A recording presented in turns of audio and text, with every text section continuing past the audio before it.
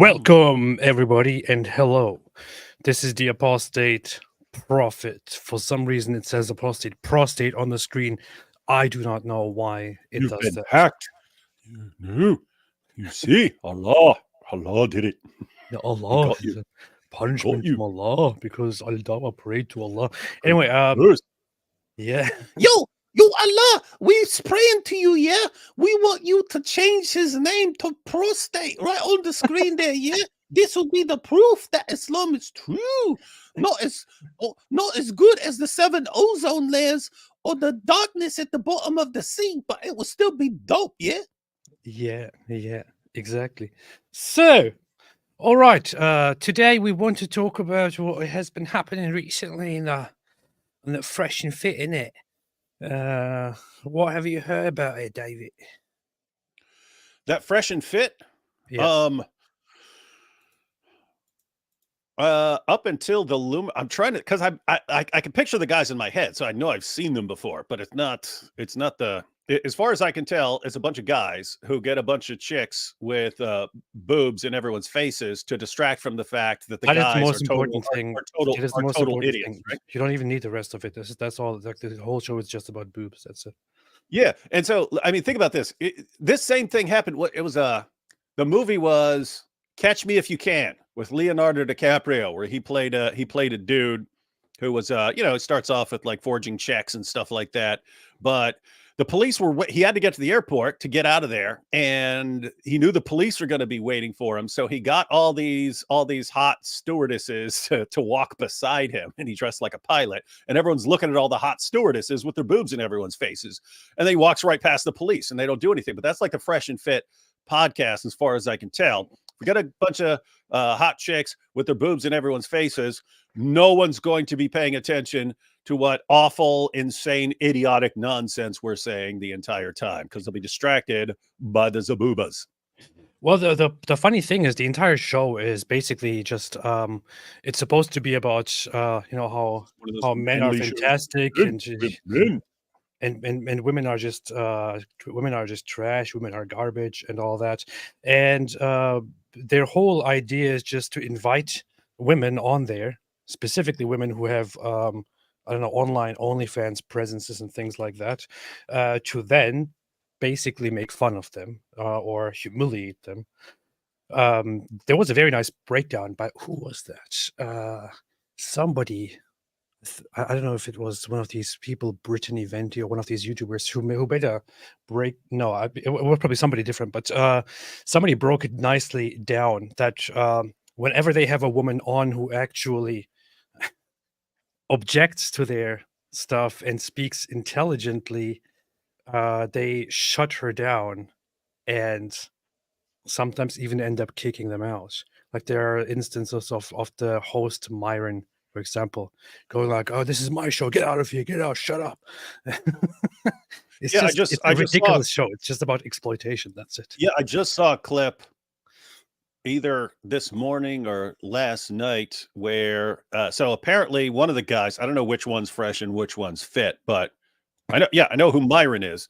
But apparently the other guy, there are clips there. Someone released leaked a clip of him telling a girl to have an abortion or something like that, to abort his baby or something. I don't know the details. So I might be getting something wrong here. That's what it sounded like to me. And then I saw the clip. People were sharing the clip of Myron flipping out and losing his mind on like some 10-minute rant. Hey, I'm saying you can't say that.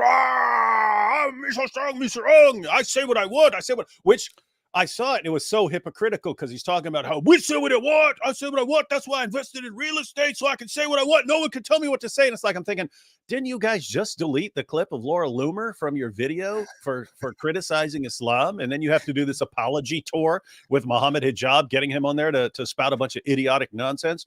So it's like, no, you guys aren't these alpha chads you think you are. You'll back down from Muslims telling you what to do in a heartbeat, you sniveling cowards. But so I saw that clip, but then there was a clip of I'm guessing it's a recent one, because this was after all of that, where there's a girl on the podcast and she asks about that. She's like, well, what about him telling his girl to abort that? He flips out and tells her to get out of there or something. So Yeah, don't talk back. Don't talk back. Don't talk back. Not on Fresh and Fit. What was that? What? Some weird noise coming through. I don't know what that was. Anyway, so Was it this? Was it anything like this? what's happening with your mic? I don't know. I just moved it. Already before the show, there was some weird stuff going on with your mic. I don't know what's happening. No, it was muted. Yeah, fix your equipment, fix your Hey, life. fix your attitude. This is a professional show. We don't have these amateur attitudes here. I'm just saying, fix your attitude. I'm gonna give you D Wood's special attitude adjuster. This show. Oh well, okay. This show is being funded by very serious organizations. This show is being funded. Then get out of here if you have a problem with my mic. Get out of here if you have a problem with my mic. You can't diss my mic to my face. Get out of here. This is my show. Oh, it's exactly. So fine, I'm leaving. All right. Dude, so, yes, let's talk. Let's talk indeed. Talk about Myron. Here's what Myron sounds like.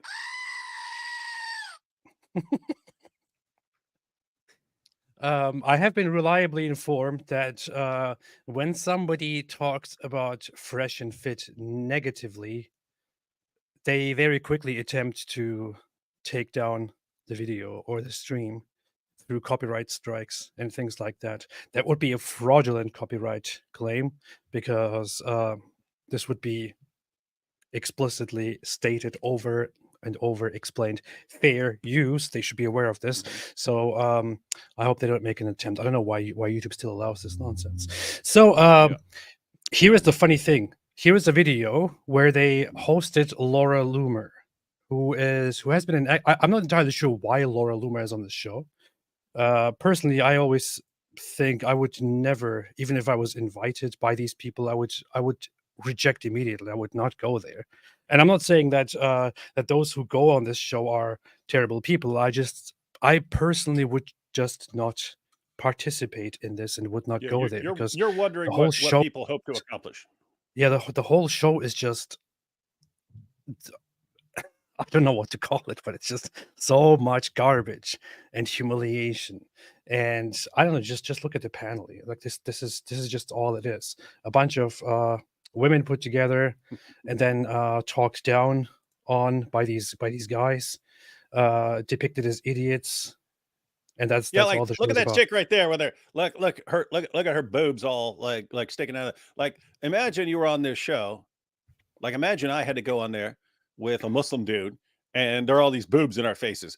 Me and the Muslim dude are gonna be looking dead in each other's eyes, just waiting for someone to glance over at some zaboobas. That actually happened. This was years ago. It was one of my first debates. And after the debates, me and Nabil and the Muslim guys went out to an Arab restaurant. We're sitting there and I'm sitting across from this Muslim guy.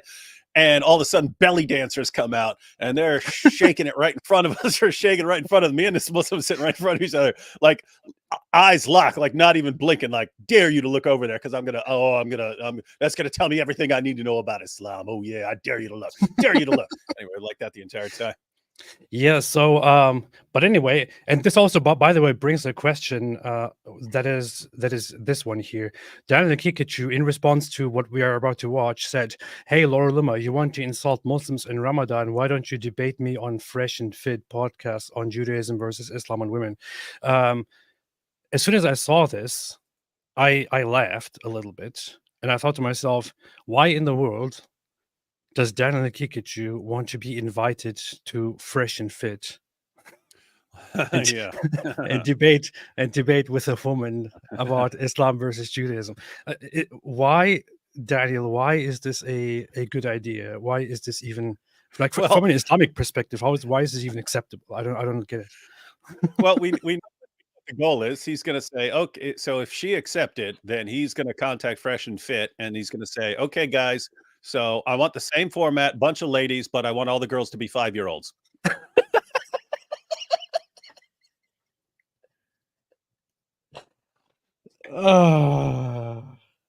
They don't even have zaboobas. You had to do that. Well, I mean, think about this. What's crazy is What's crazy is look at this. He's flipping out saying, "You insult Muslims in Ramadan," like riling people up against her. She was asked. They asked her. They brought it up. They said, "Hey, I looked you up on Google and it says you're anti-Muslim. So what's up with that?" And she said, "No, I'm not anti-Muslim." And then he attacks her for insulting Muslims during Ramadan. And then wants to go check out some 5-year-olds on Fresh and Fit. My goodness. And just When for there those are- who have never heard of Silent Kikachu, just to clarify that this is not just something we're saying here. This is Daniel Kikachu. signs of physical maturity, it becomes permissible for the husband in Islamic law to have marital relationships or consummate the relation with his bride. And this is the example of the Prophet, peace be upon him. Do you know what precocious puberty is? Starting puberty unusually early. Like, Is there anything in Islam that prevents you from, a man marrying a 5-year-old that started precocious puberty? you can arrange a marriage even as an infant, but that doesn't mean that sex is allowed. Could a man have a marriage to a 5-year-old consummated if she started precocious puberty? If she starts showing signs of physical maturity, then yes, that's permissible. As I What said, about age principle. 4?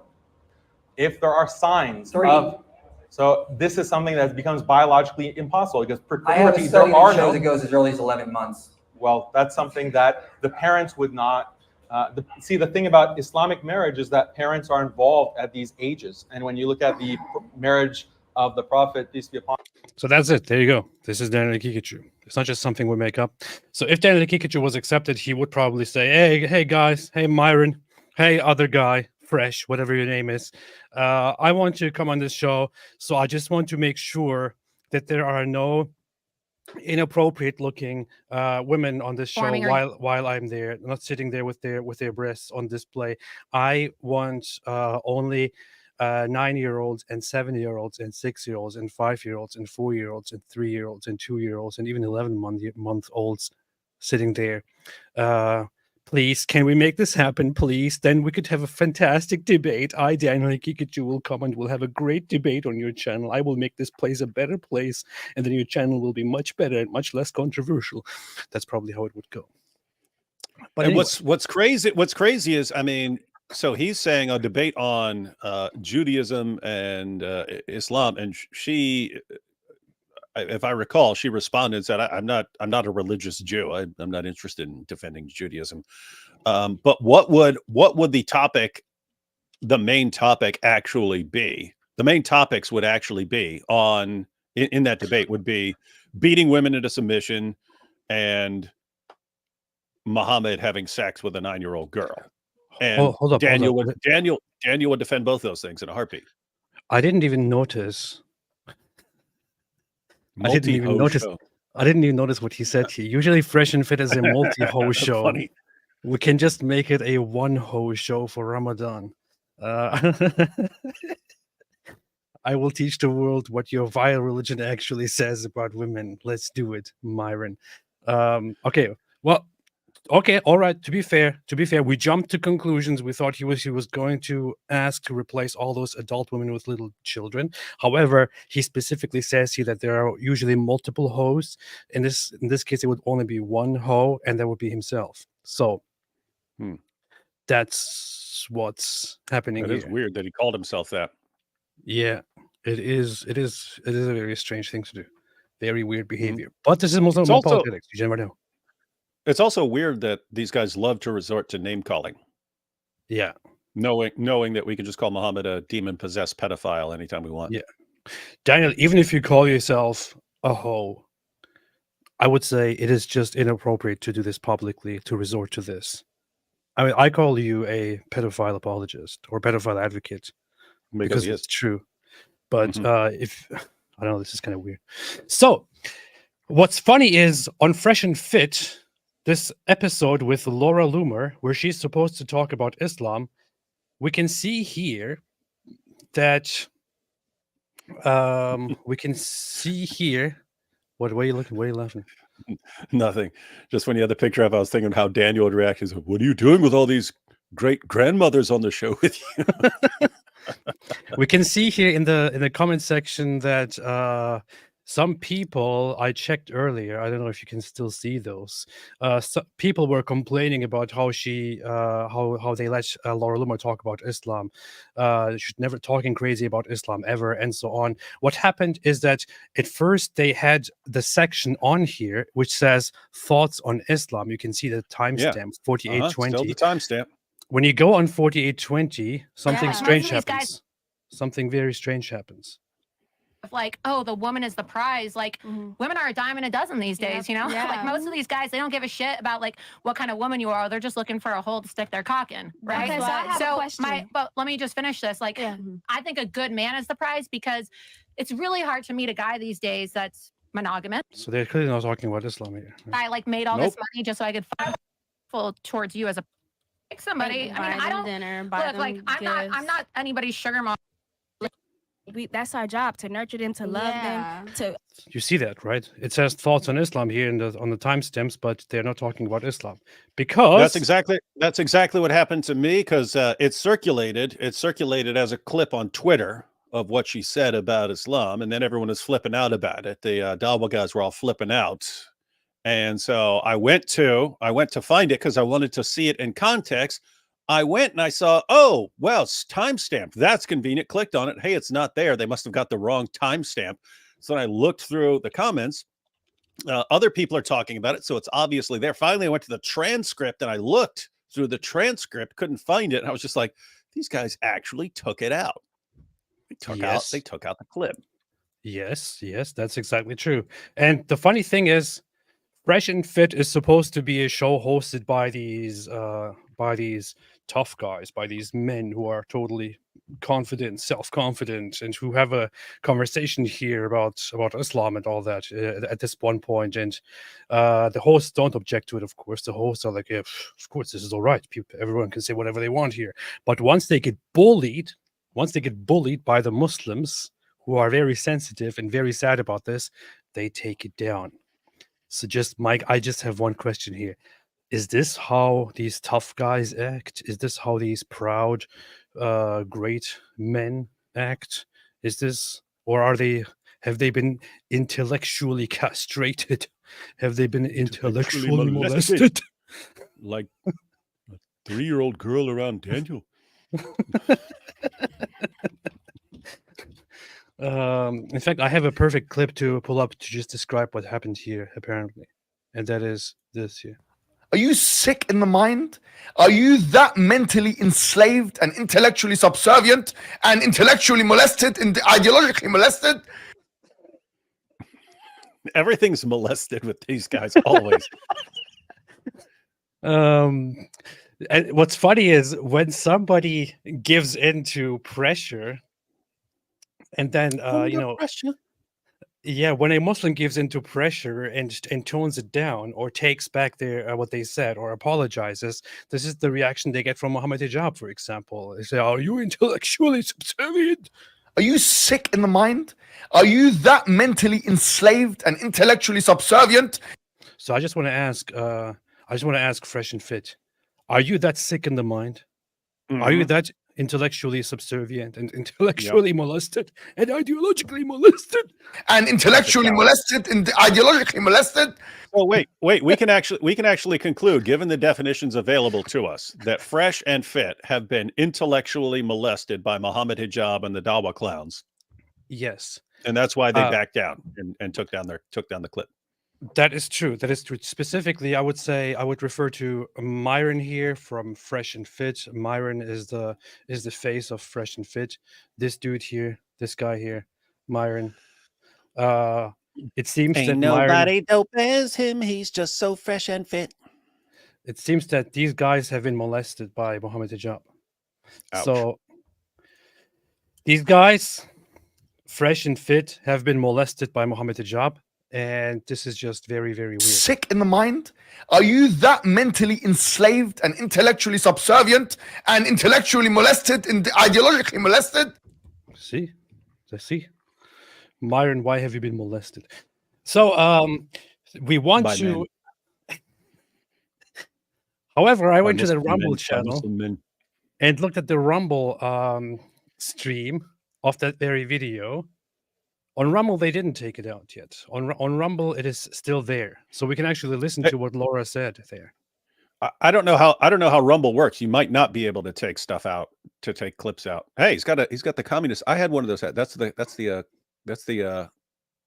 Soviet Union. Yeah, why is he wearing a Soviet Union thing? Isn't he? Yeah, my just my grandfather worked at the embassy in Kiev and a couple other places, and this was after the collapse of the Soviet Union. He was sent me. I got like a Soviet military watch. Pretty cool. I think just a little bit But- later he puts on something different, like a Native American thing or something. I don't know. Yeah. So as far as Rumble, I don't know if it's like on YouTube. If you want to remove a clip from a video, you can just go in there and take it out. I don't know if you can do that on Rumble, so they might not even be allowed without taking it down and re-uploading it or something. And they might not want to do that. Yeah, maybe Rumble doesn't allow you to be intellectually molested. Let's see. And sometimes Google is not correct. Yeah. But Oh yeah, so here's the part. and to be honest with you, to answer you, why I kind of looked at you and rolled my eyes is because I Googled you before I got here. Yeah. And sometimes Google is not correct. Yeah. But the first thing that came up on your name was anti-Muslim. Yeah. And it's Ramadan. So I feel I like that know. was kind of like ironic that she's a host during Ramadan, anti-Muslim. So I wanted to ask you directly, is that the case? Wait, now he's wearing this. When did that happen? Anyway, I don't hate Muslims. I mean, right? We just grabbed some food right before coming on the show. Like, Okay. I wouldn't be on your show if I hated Sorry. Muslims, right? Yeah. Okay. So Yep. Google's a lie. I don't hate. I'm not anti-Muslim, but I am anti-Islam. Like, I'm not a fan. oh, did you hear that? Mm. She said she's anti-Islam. This is unacceptable. I now completely agree with Fresh and Fit in their decision to cut this out. Huh. This is unacceptable. How can you say? Yeah, Yeah, we just watched a clip of Muhammad Hijab. We watched some clips of Muhammad Hijab on Fresh and Fit last night on Inspiring Philosophy's live stream, and Hijab was attacking Christianity the entire time, and as far as the clips we watched, blasting away, lying every step of the way, just completely making stuff up, stuff that he knows is not true. Keep in mind, that's perfectly acceptable. But a woman cannot say, actually, I have a problem with Islam for even like however long this lasted, like 2 minutes or something like that, tossed out a couple of criticisms of Islam. That's too much for them. Guys, notice what the Dawa guys want.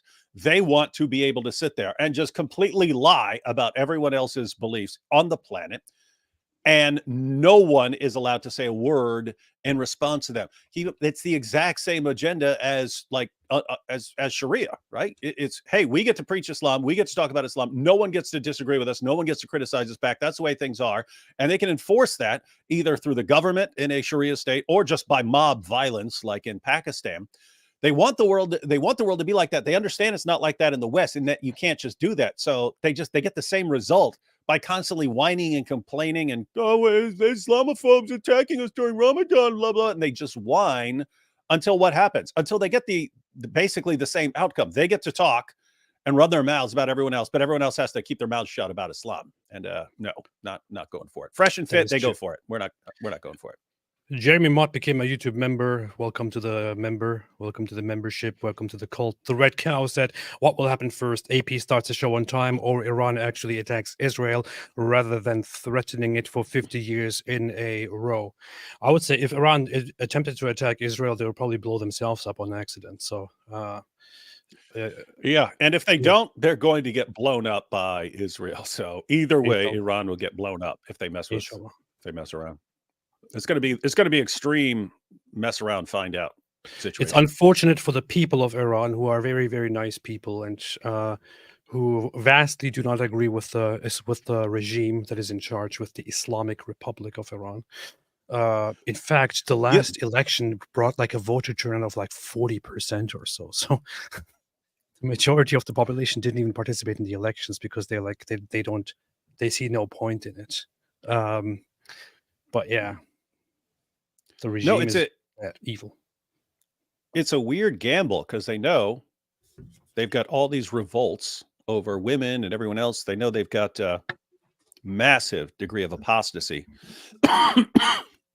And so it's a strategic move. Let's go ahead and start up fighting with Israel, probably because a lot of the mullahs want to try and bring about the end times and so on, but also kind of a political gamble in that, hey, maybe if we start a war with Israel, then our people will rally around us and so on, versus if it goes wrong and it doesn't work out well, they've already got kind of enough problems to deal with in Iran as far as uprisings against the government and so on. So if this doesn't go well for Iran, they may be hastening their own collapse, which would be hilarious to watch. That is true. That is true. Fan of Islam because it's an oppressive ideology. I think that it's a supremacist ideology and it oppresses women. And like you yourself, you said you were joking, but you're not joking, right? When you said your parents left because you're Christian, you left because in these countries where they have Sharia law, you are not able to practice your religion freely, right? And so here in the United States of America, where they say we have so-called freedom of religion, yeah, well, like Muslims here in America are not living in reality because that's not the reality for like 90% of the world's Muslims. Wait a minute. She just made that woman who said that her parents left because they're Christian. She made her, and she apparently said it's a joke. She immediately made her admit it's actually true. Because that's the reality. Because you can't exist in Muslim countries. That's funny. Muslims, right? Like 2 billion of the world's Muslims. And so because I speak out about human rights violations, right? Like I'm not in favor of stoning women, only whores, right?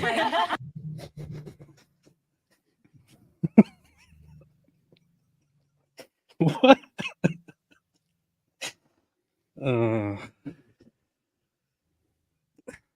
Laura Loomer. Laura Loomer, ladies and gentlemen. No, don't stone people. Only the whores, okay? Only the whores. I'm not in favor of throwing gays off of buildings, right? I'm not a fan of... Wait, she's not a fan of throwing gays off buildings? Only whores. Only the whores, okay? Only the whores. I'm not in favor of throwing gays off of buildings, right? Whoa, hey, why not? That's Islamophobic. That is straight up Islamophobic. You should be shocked right now, David, and you are just sitting there not even reacting to this. You should be shocked. How can you not support throwing gay people off high buildings? If that's what Muslims want, how dare you not support it? How dare you suggest that there is a problem with it? And what's crazy is the stuff she's saying. I mean, Daniel's throwing a tantrum over it. He believes in executing gays. He believes in child marriage. He believes in wife beating. He believes in taking female captives.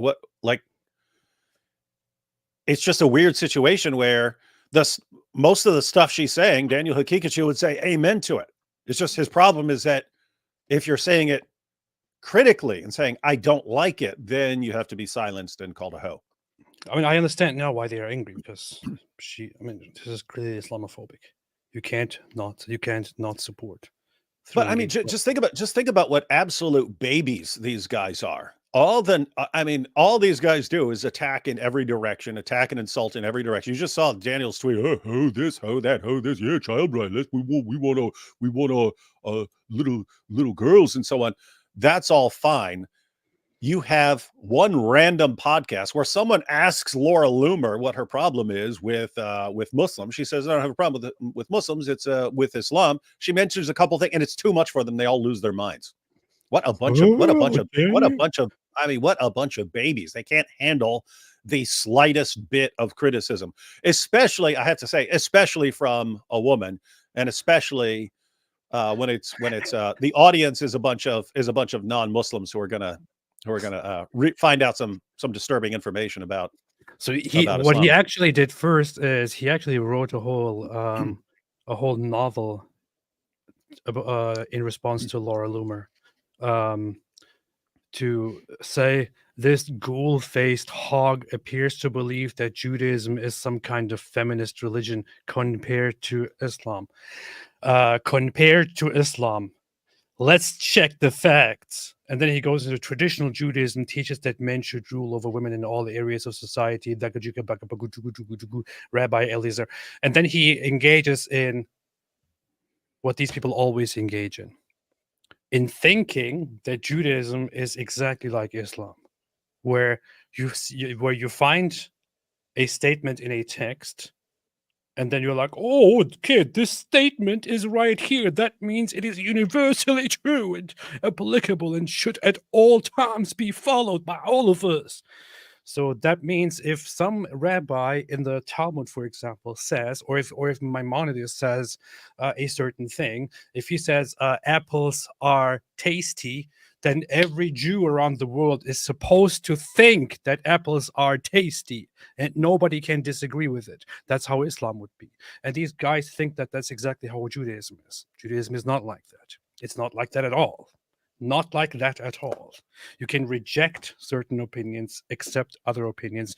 You can read the Talmud and see in the Talmud the rabbis disagreeing with each other, harshly disagreeing with each other, having strong arguments and contradicting with each other. And you can be more drawn toward a certain opinion and less toward another opinion. There are laws which make up less than all the texts that are available, but Daniel Kikuchi people like Daniel Kikuchi will just open a reference to the Talmud and will see a little phrase in there and will say, oh, look, it says this, therefore this is what Jews believe. That's not how it works. That's not how it works. It's also funny that Daniel Kikuchi would be somebody who will attack people based on their lack of credentials and lack of knowledge on Islam if they try to criticize Islam. I'm sorry, but nobody can convince me that Daniel Kikuchi read 5% of the Talmud. He's another Muhammad Hijab in the sense that he either doesn't understand anything he reads, or he does and he's deliberately deceptive. But every last one of the Dawa guys who actually quotes sources, every time we go to the sources, we find out it doesn't say anything like that, or they're not understanding it at all. I mean, Hakikuchi is the same guy who says, oh, the Catholic Encyclopedia says that Mary was 12. And what do? We went to the Catholic Encyclopedia. It says no one knows how old Mary was. We don't have any reliable sources on it. It's like, what? Wait, what? And then IP was pointing out that like every source Daniel's quoting for anything in their child marriage debate and so on, he doesn't understand it. He's getting at everything wrong. He's misrepresenting it. And so, and part of the problem is their followers condition them to be like this. It's the same thing with Andrew Tate's fans. When your fans will cheer for you, even if you're spouting complete nonsense that they could look up and find out is complete nonsense, it just encourages you to just keep running your mouth and be wrong about everything. There are no consequences in Islam for constantly making stuff up and just pretending that you're sharing accurate information. There's no consequences when you get caught lying. Yeah, and just to point one thing out, everybody, for those who don't know, making certain statements about Islam and saying, look, Islam commands the killing of apostates is very easy, because you can make that claim and you can simply base it on very, very, very well recorded, authenticated hadiths attributed to Muhammad and acknowledged by scholars, where Muhammad says that apostates from Islam should be killed. You can't quite do something similar with Judaism, because Jews don't follow the Talmud. Jews study the Talmud. And just for reference, just so people know, none of these people have actually read the Talmud and actually know what it's all about. The Talmud is about 25 times bigger than the Quran. So none of these people can make me believe that they actually know what they're talking about when they talk about the Quran and when they talk about the Talmud. Anyway. I'm not a fan of all these, free Palestine whack jobs running around the streets of Miami that are calling for the eradication of Israel and Jews. I'm just not down with that, right? But I don't hate Muslim people. I'm not a fan of Islam as an Okay. ideology, but I look at people on an individual basis. But yeah, like you can't really read Google, because I like to joke, and it's not really even a joke because it's real. But Jeffrey Dahmer, you know, the serial killer, we have the same birthday. Oh wow. We have the same birthday. I have the same Well, such an honor. Based, my favorite guy, yeah. Superhero. birthday as Jeffrey Dahmer, and he has a nicer Wikipedia page than By the way, Jeffrey Dahmer was Palestinian. mine. Like they give him a nicer Wikipedia than me. Damn. Yeah, and he ate So- people.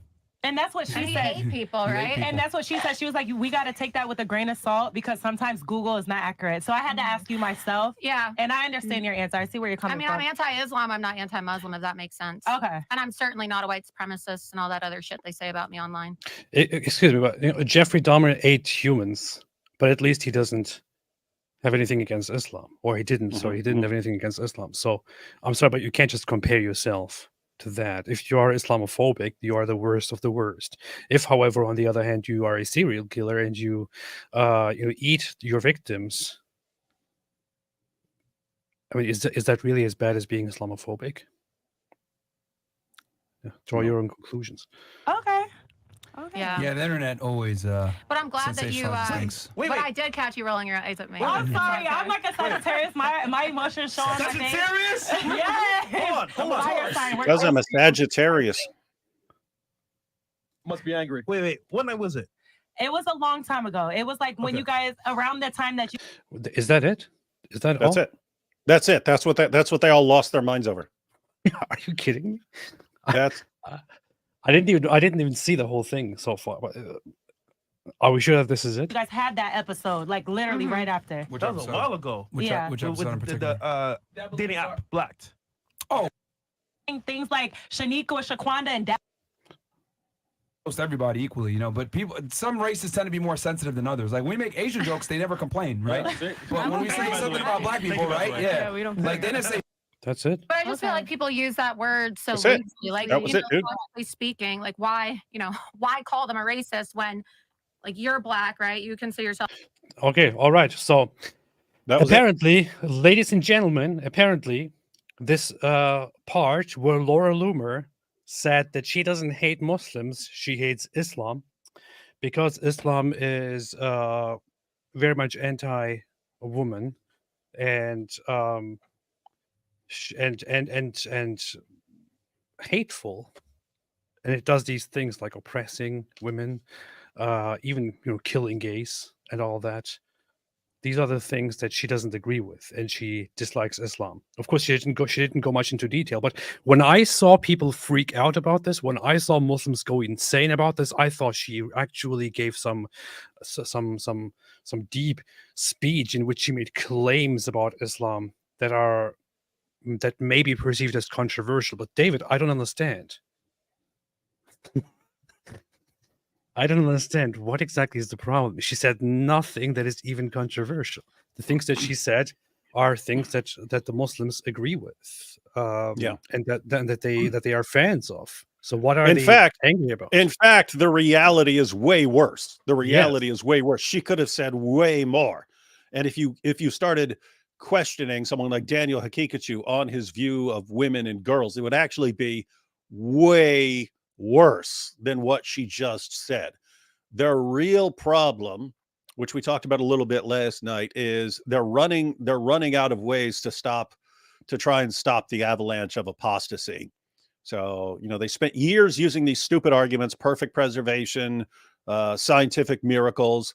We spent so much time relentlessly debunking these arguments that they eventually admit that these arguments have been debunked. Their new plan, which has been their plan for a few years, is they want to dominate the social media podcasting influencer sphere because they want access to people who are still ignorant about Islam and who don't know how all their arguments have been debunked. So they want access to dumb people who don't know anything about Islam. Fresh and Fit is an ideal spot for that, but they don't want anyone criticizing Islam on these platforms because that ruins it. If all the hundreds of thousands of viewers find out, oh, this is what Islam teaches, it's going to ruin the dawah. and then they're going to have nothing. So anyway, they're kind of going all in on like Sneeko and Andrew Tate and getting on podcasts and so on. And even a little 2-minute section of someone criticizing Islam is a threat to that. And so they lose their minds. But yeah, I mean, just what a bunch of all the things that are going on, all the ideologies that are being criticized all over the place. You guys can't handle someone asking Laura Loomer, "Hey, what's your issue?" And she gives a brief response. They can't take that. Bunch of babies, man. You know what's funny? I just looked at Mohammed Hijab's YouTube channel to see his response to the whole issue, and his latest video was published 5 days ago, and is called "Exposed: Terrorists Plot to Attack Norway Mosque with Machine Guns in Ramadan." Then they very briefly show some online social media posts of attacking mosques in Norway, but the whole video is just an incitement to donate to their Dawa thing in Norway, to help them build a fence and spread the cause and have security and things like that. That's it. This is how messed up these people are. I'm sorry, but this is just so this is so dishonest and so messed up. That video is titled "Exposed: Terrorists Plot to Attack Norway Mosque with Machine Guns in Ramadan." And the whole video is just about donate to us so that we can be secure and we can spread the da'wah. Believe in Allah and His Messenger. And believe in Allah and His Messenger, and to make Norway a safe space for the caliphate. What scum, man. These people are scum. Absolute scum. Oof, boy. I don't even know what to say. Gosh. Don't even know what to say. Don't even know what to say. So we want to conquer the world and marry a bunch of little girls and beat women and so on, and you're just not allowed to say anything about it. Got to keep your mouth shut. Yes. Here is first thing that happened where Sneeko Updates posted this clip of On your show. Laura Loomer talking about Islam, and the caption said Myron is an embarrassment to all Muslims. Wallahi. But Myron doesn't even say anything. This is the same thing that we just watched. Google is not correct. Yeah. But the first thing that came up on your name was anti-Muslim. Yeah. And it's Ramadan. So I feel like that was kind of like ironic that she's a host during Ramadan, anti-Muslim. So I wanted to ask you directly, is that the case? I don't hate Muslims. I mean, right? We just grabbed some food right before coming on the show. You are not able to practice your religion for Jews. I'm just not down with that. Right? That's it. That's it. So Myron is an embarrassment to all Muslims. Wallahi. Okay. Well, here he is. Then he responded to this saying, "Bro, shut the F up. All you do is bitch and moan in this community. God forbid I bring someone with a different viewpoint. That's the point of podcasting. We don't run an echo chamber over here." Wait, and then he took it out? Yeah, that's very interesting that he took it out here. What a coward. Oh my goodness. Hey, how dare you allow them to criticize Islam? I'll do whatever I want. Why can't you take anyone having a different view? That's right. We stand up for freedom of speech. Okay, I'll take it. Okay. Whatever you guys say.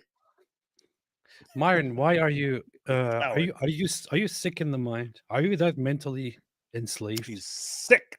And mentally molested and intellectually molested. You're sick. You are sick.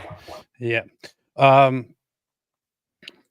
Here's our dear friend Dilly Dally Hussein. He said, "Don't care how alpha, traditional, or red pill you are. A Muslim man who can't defend Islam and Muslims is an effeminate beta man. And that too against a genocidal Zionist witch. And that too in the month of Ramadan." Oh, our holy month. His defense, "I'm not about echo chambers." Clown emoji. Yeah, he is. He took it out. Can you believe these guys all whined? And at first he's like, "You can't tell me what to say on my show." And then he takes it down. Wow. Wait a minute. I didn't see this response here. Laura Loomer says, LMAO, why would an alpha male want to defend Islam? You believe that Muhammad is the perfect man. Muhammad raped women. Muhammad killed Jews and Christians. And Muhammad was a pedophile. Why would anyone want to defend that? I'm Alpha, genuinely asking alpha you. males defend pedophilia. Yes. I genuinely asking you. Islam states that Muhammad is the ideal perfect man. How do you defend that, Dilly? Don't attack Myron when you know deep down I'm speaking the truth. You see? You see? You can't see? acknowledge I'm right because that would be considered disrespecting the Prophet, which is punishable by death in Islam. But if you want to keep playing this game with me, I have tons of Quran verses I can send you to. Dilly Hussein. So again, where did I lie? Because you being triggered doesn't make me a liar, but it does make you an enabler. Huh. That's pretty based, to be honest. I must say. Based. I haven't always been a great fan of Laura Loomer, but it's pretty based. Yeah, no, me neither. But What's it's the problem with Laura Loomer? They never understand different personality types. They never get it. They never get, hey, yes, one person like you remember Pearly Things, right? Pearly Things like, wait, I just heard that Muhammad boned a little girl. Is that true? But she said it, and then they all jumped on her and like threatened her, and then she backed down and started getting very, very polite. That works. That approach works with lots of people. There are other people where if you come at them, they're going to come back at you harder. They're going to be more brutal in their criticism. And you could, I mean, my goodness, you could spend 5 seconds watching Laura Loomer and tell that she's the sort of person, if you fire at her, she's going to be firing back even harder. And hey, their brilliant plan. Hey, let's really go after her really hard. I love how she handles this, though. Let's take a look at how women are treated and what they are subjected to in life by alpha Muslim men, since you have taken issues with my comments on Fresh and Fit. Also, please understand that I don't give a shit about Ramadan or your tequila tactics. To draft young men via the Red Pill podcast world into thinking that Islam is a religion of peace or an acceptable ideology in the Western world. This attitude here... Please understand that I don't give a shit about Ramadan. Keep reading. Good stuff there. That's good. I will never respect an ideology that worships a pedophile, warlord, and slave owner as the most ideal man in the world. Muhammad should be condemned, and there should be a massive global Islamic Reformation movement to remove the toxicity of worshipping Muhammad from Islam. Islamic blasphemy laws and apostasy laws need to be banned. I won't back down from my position. My dog is named Mecca.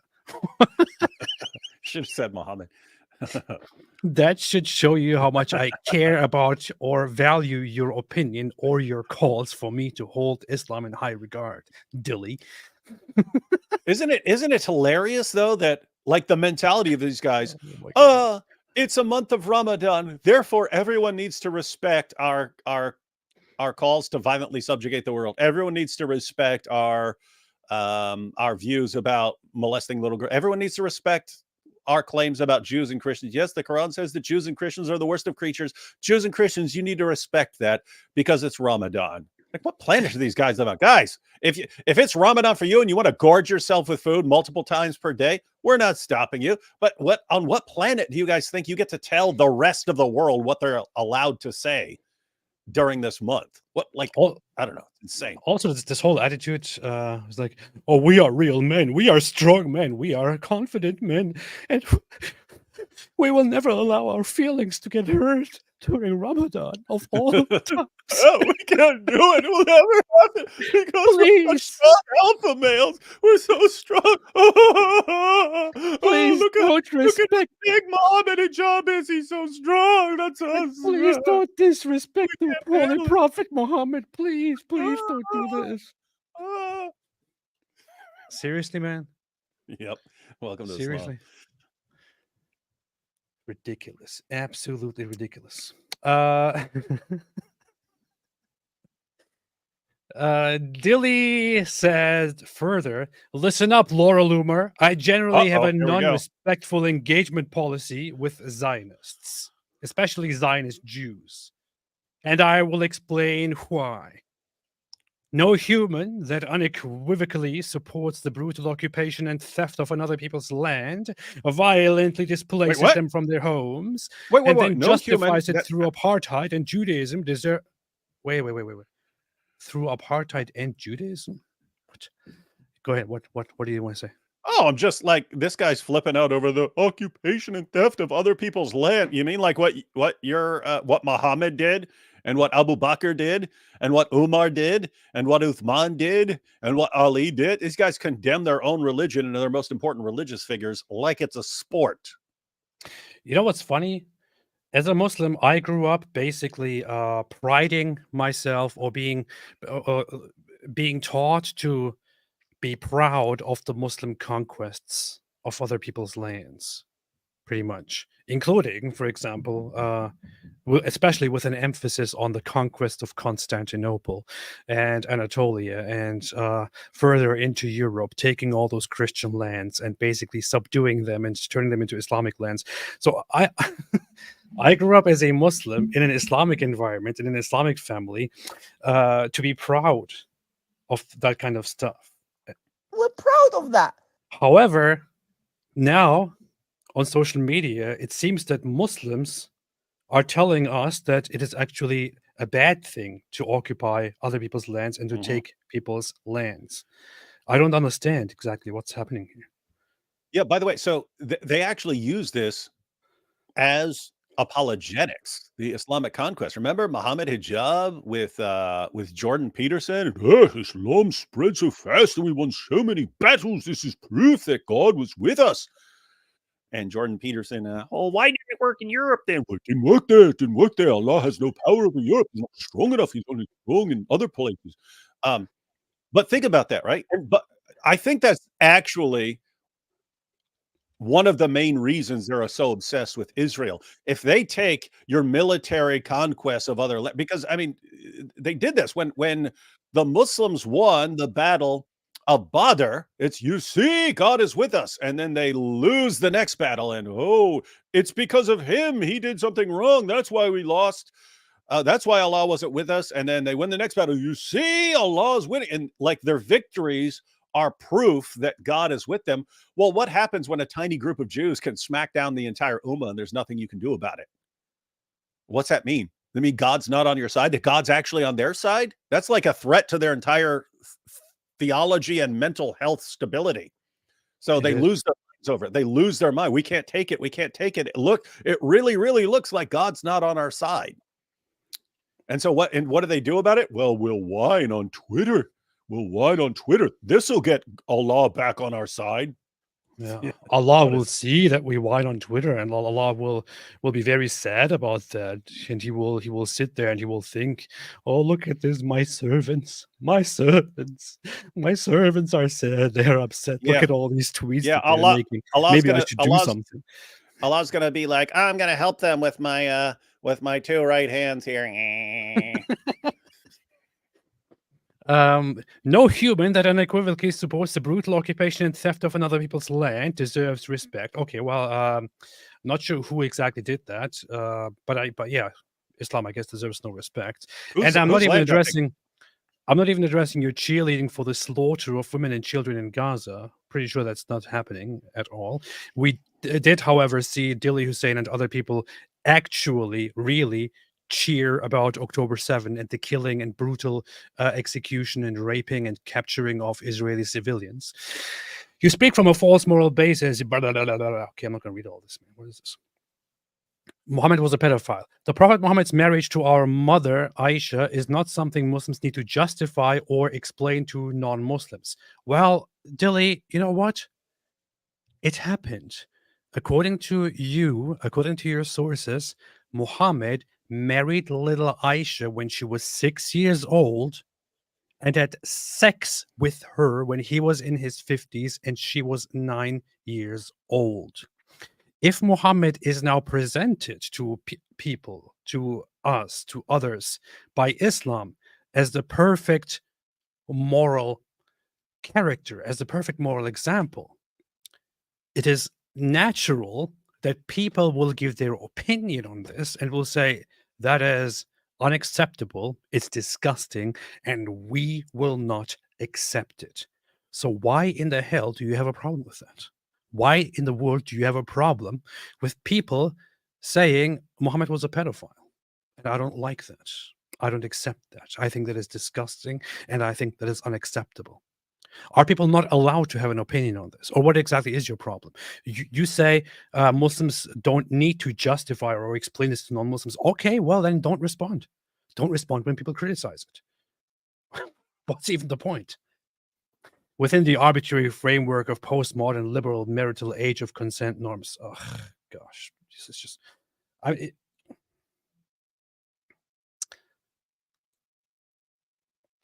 If you're muted, David. You're muted. Oh David. no. The whole mentality of it's shocking. Like that they really, hey, we've joined a religion, and therefore we have the right to tell the rest of the world what they are and are not allowed to say, because we follow this illiterate 7th century Arabian caravan robber. We get to tell the rest of the world what they are and are not allowed to say, even when they're talking about us, even when they're saying Jews and Christians are the worst of creatures. We have to fight Jews and Christians until we subjugate them and make them pay jizya. Even when they're talking about you, saying, ex-Muslims have to be executed. Even when they're talking about both of us, if you commit blasphemy, you have to be executed. They're saying all these things. So they actually are saying, hey, we have this ideology, and you, AP, we're going to execute you once we've become powerful enough. We're going to publicly execute you. And Ali Dawa says he's proud of that. And he says he's going to be eating popcorn. He said he's going to be eating popcorn watching all the executions. And yet they act like you're not allowed to respond. Like, hey, you're the worst of creatures. We're going to kill you. Here's what we're going to do. You can't stop us. Say, okay, well, let me respond to that. No, you're not allowed to respond. You're hurting our feelings. It's Ramadan. Bunch of, I don't know what to do, man. Bunch of babies. Yeah. Dilly, especially if your response to pedophilia is stuff like this, within the arbitrary framework of postmodern liberal marital age of consent norms, I'm telling you, by all means, get the hell out of the West. Go to your Islamic shithole. Live there. Try to practice your garbage. Don't preach your garbage to other people, because people that are not part of your belief system, of your culture, will have a problem with it. And if you don't want to explain it, then don't talk about it. Just go, get out. Don't advocate for pedophilia. Don't advocate for a religion of pedophilia. Go and practice your garbage in some crap hole that is a desert which does not develop without by chance finding oil and making it available, or being developed by Western nations which you hate so much. Get out of there. Get out of here. Get out of the West. You have nothing that should keep you here. Pretty sure if you went out there and started actually sharing your views and your beliefs with the public, if you went to public squares and talked about these things, nobody would want you here. Pretty sure nobody actually wants you here. Most people don't actually want you here if you have these beliefs. So why don't you get the hell out of here? Why don't you get the hell out of here? If you have such a problem with the Western mentality, with the Western morality, with the Western norms and all that are imposed on you, poor pedophiles, why don't you get out? Nobody likes you. Nobody likes your beliefs. Nobody likes your culture. Nobody wants you. Why don't you get the hell out? And that's what's funny about how they also flipped out on Richard Dawkins for saying, I'd rather live in a country with a Christian background than a country that's influenced by Islam. And they all flip out about it. But all these guys also are the exact same. Any one of these guys could move to a Muslim nation and be under Sharia, and they don't want to. They don't want. Mohammed Hijab doesn't want to live in Afghanistan. Ali Dawa doesn't want to live in Afghanistan. Daniel Hakikachu doesn't want to live in Afghanistan. Dilly Hussein doesn't want to live in Afghanistan. They don't want it. They prefer living in non-Muslim countries. And so it's just amazing where Christians, atheists, and Muslims can all agree we don't actually want to live in a Muslim country. And then when Muslims are trying to turn Western nations into Muslim countries, if you object and say, wait a minute, I thought we all agreed that we don't want to live in a Muslim country. It's like, no, we're programmed to do this. We have to keep doing it. It's weird stuff, man. It's weird and insane stuff. And then there's this post here Is that the thing where he flipped out? Yeah. So There was a saw that. whole thing. The background of it was is basically that Myron's co-host Walter, aka Fresh, has been accused of being together with a woman and impregnating her, and then telling her to just get an abortion and all that.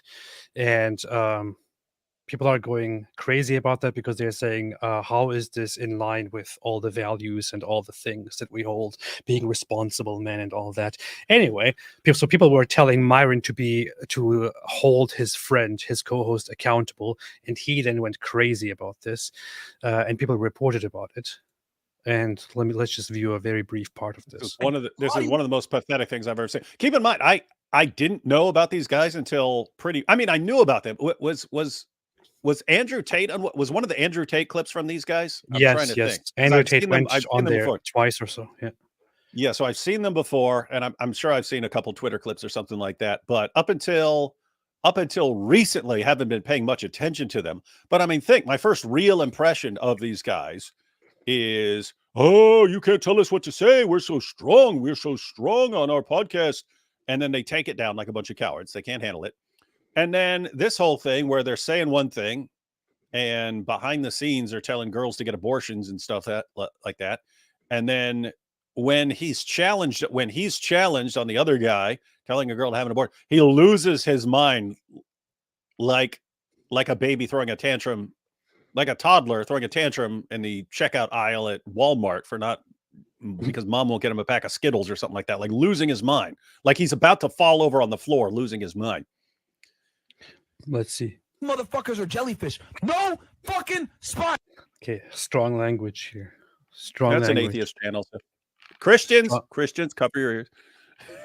Yeah, Christians leave. And that's the reason why a lot of you motherfuckers are Christians, get out of here. If you can't handle the language on this atheist live stream, get out. That's how he rolls. And that's the reason why a lot of you motherfuckers are fat, triple chin, neck bearded, pieces of shit, fucking dorks with no money, and no one fucking respects you because you motherfuckers don't stand for nothing. If I stand with Fresh, I die with Fresh. It is what it is, okay? It is what it is, you motherfuckers. Oh shit, it's getting shaky. I don't know what I'm gonna do. I'm gonna leave. I got 20 fucking real estate properties, so I can tell motherfuckers, fuck you. My net worth is over $6 fucking million. I get money residually. I don't fucking need to do this shit, and I don't need to fucking sell my soul. I stand with my fucking friends. Period. All right. Why are you shaking? Why are you stuttering? Why are you stuttering? And why are you deleting clips of your podcast? plus, if After you're listening to so tough, and if you don't give a shit, I can do whatever I want. Then why did you take it down, Myron? Why did you take it down? And think about Why did you take that how down? just think about how pathetic this is. He must know his audience that, like, if you were giving some defense of your friend, or why you're remaining loyal to your friend, why wouldn't you calmly say this? Like, he knows. I don't know his audience very, very well, but I mean, he must know that this is what impresses his audience. If I start freaking out and yelling, then they'll listen to whatever I say and they'll just ignore whether I have any coherent point at all. It's similar to Dawa. You know what I mean? It's similar to Dawa in the sense that you know your viewers aren't paying attention to what you're saying. They're paying attention to how confident you sound when you're saying it. He must have some of the similar. His audience must have similar mentality. That's true. That's true.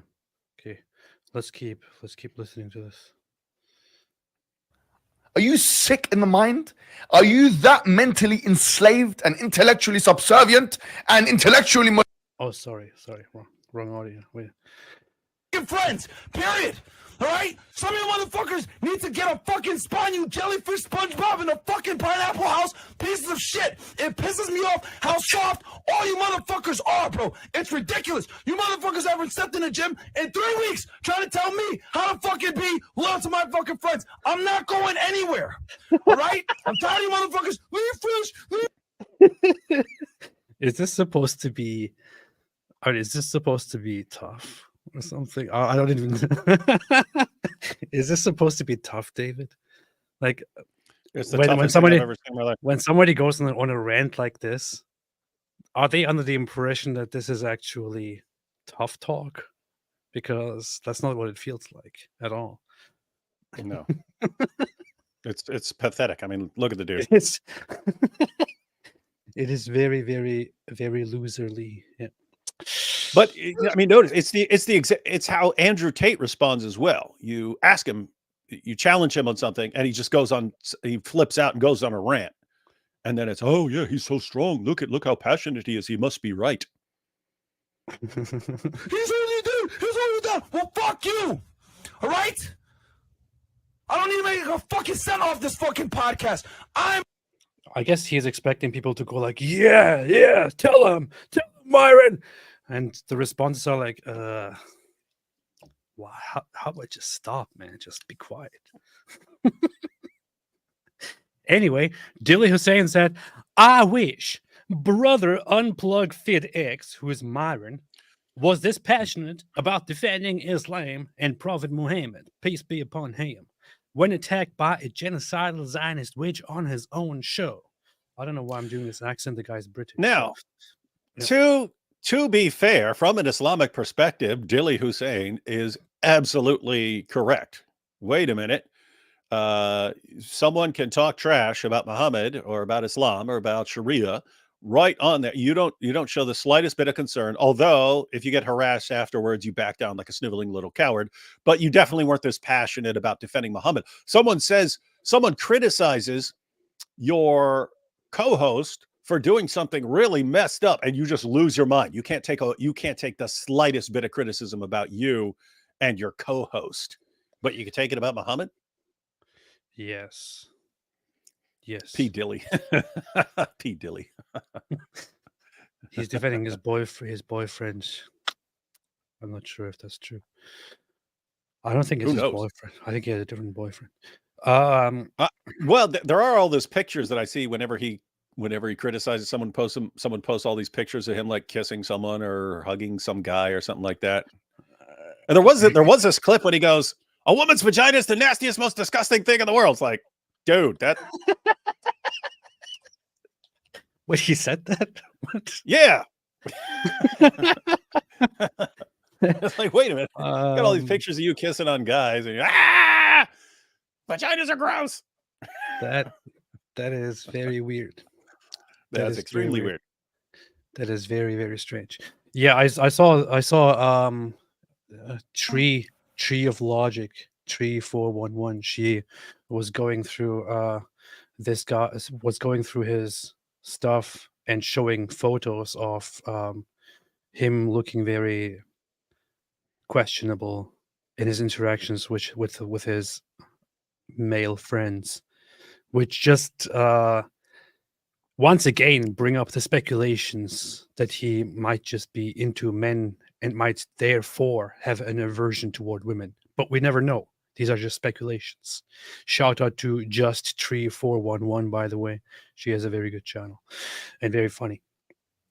However, Dilly Hussein said, I wish brother was this passionate about defending Islam and Prophet Muhammad when attacked by a genocidal Zionist witch on his own show, yeah?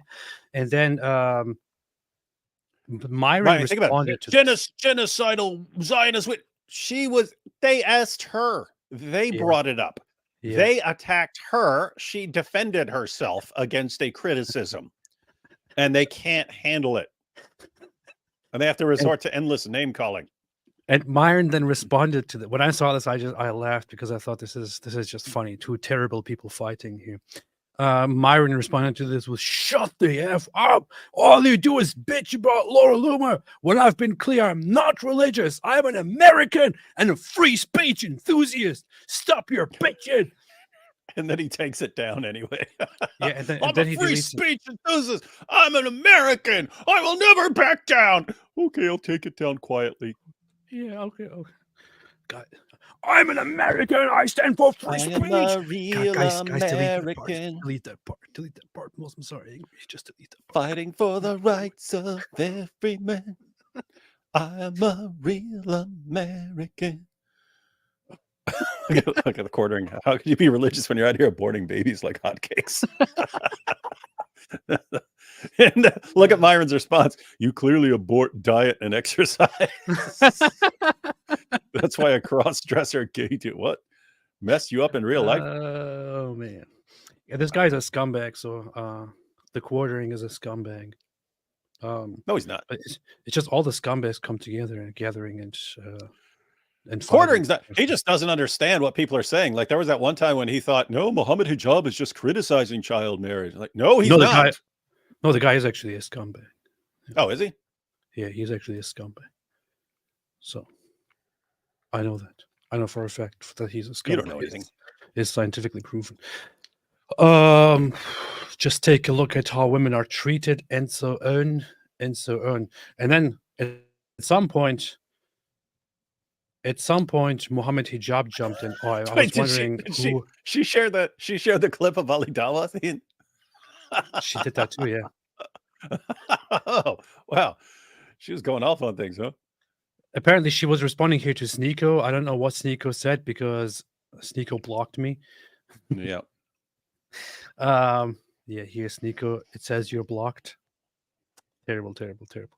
So, but Laura said, Sneeko, why are you associating with Ali Dawa, a known Islamic supremacist who has said on multiple times he would marry off his 9-year-old daughter, which is pedophilia? Isn't most of your audience minor boys? Why are you introducing this filth to them? Here is the video. And let's see if pretty sure that it's not true what she's saying, considering that she's there's no way. Islamophobic and that Muslims would never do such horrible things. But let's see. My daughter wants to hold on. Let me finish. If my daughter reached the age of menstruation at 9 years old, I would say you are ready. You are ready to get married. However, it's forbidden for me to divorce her. If she says, Dad, I don't want to get married. No. My daughter. Oh. Okay, so Ali Dawa did apparently say that if his daughter is if his daughter went through menstruation at the age of 9, then he would tell her you are ready to get married. And the interesting part here is he says I wouldn't force her. If she says I don't want to, then I'll say okay, because it's forbidden for me to force her. There is actually among Islamic scholars and Islamic tradition and Islamic jurisprudence very much disagreement on that, and it is I think predominantly accepted that you don't have to seek a little girl's approval if you want to marry her off, and especially if she doesn't say no, then her silence is her consent. So you could even say that Ali Dawa here is a little bit better than the Islamic scholars. But he's massively better. I mean, he's massively better than both his God and his prophet. As horrible as what he's saying is, he's still saying, if my daughter started menstruating at the age of 9, so he's actually waiting for that. You don't have to wait for menstruation according to the Quran or according to Muhammad.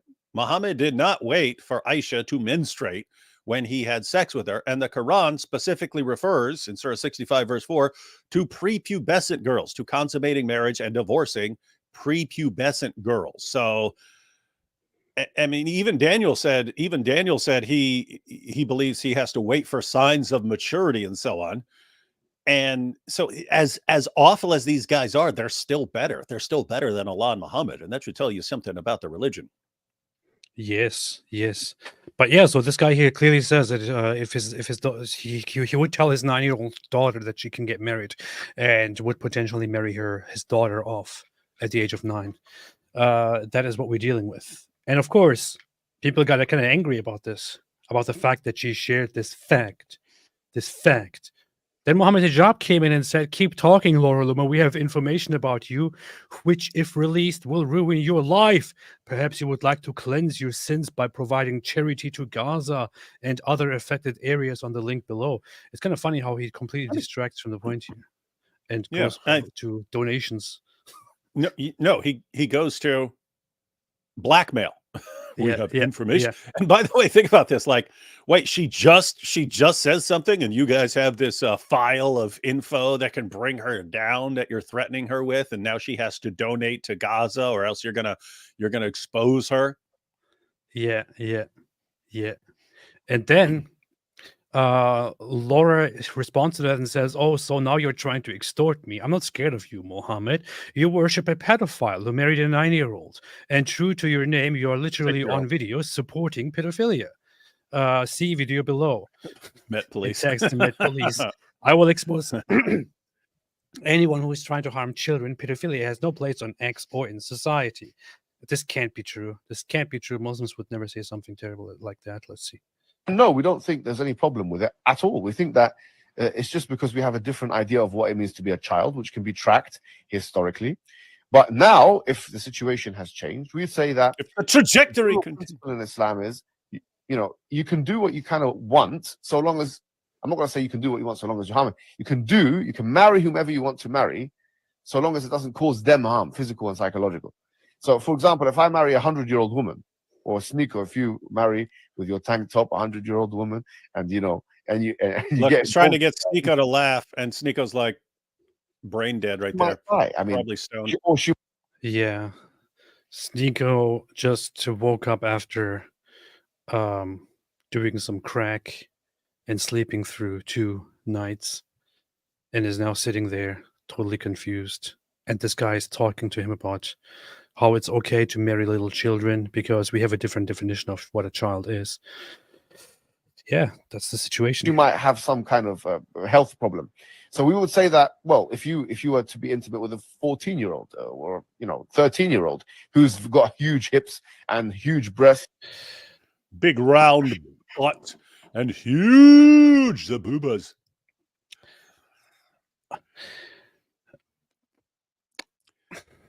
And hijab, say what you really mean. It wouldn't matter if she's 5 years old. Doesn't a regular man, feel slightly uncomfortable just saying these words that he just said? I mean, I would feel seriously uncomfortable, even just even repeating, telling somebody about what he says here. If you were to be intimate with a 14-year-old or 13-year-old who's got huge hips and huge breasts and huge body, I mean, quite frankly, think about how messed up this is, right? Because he said it.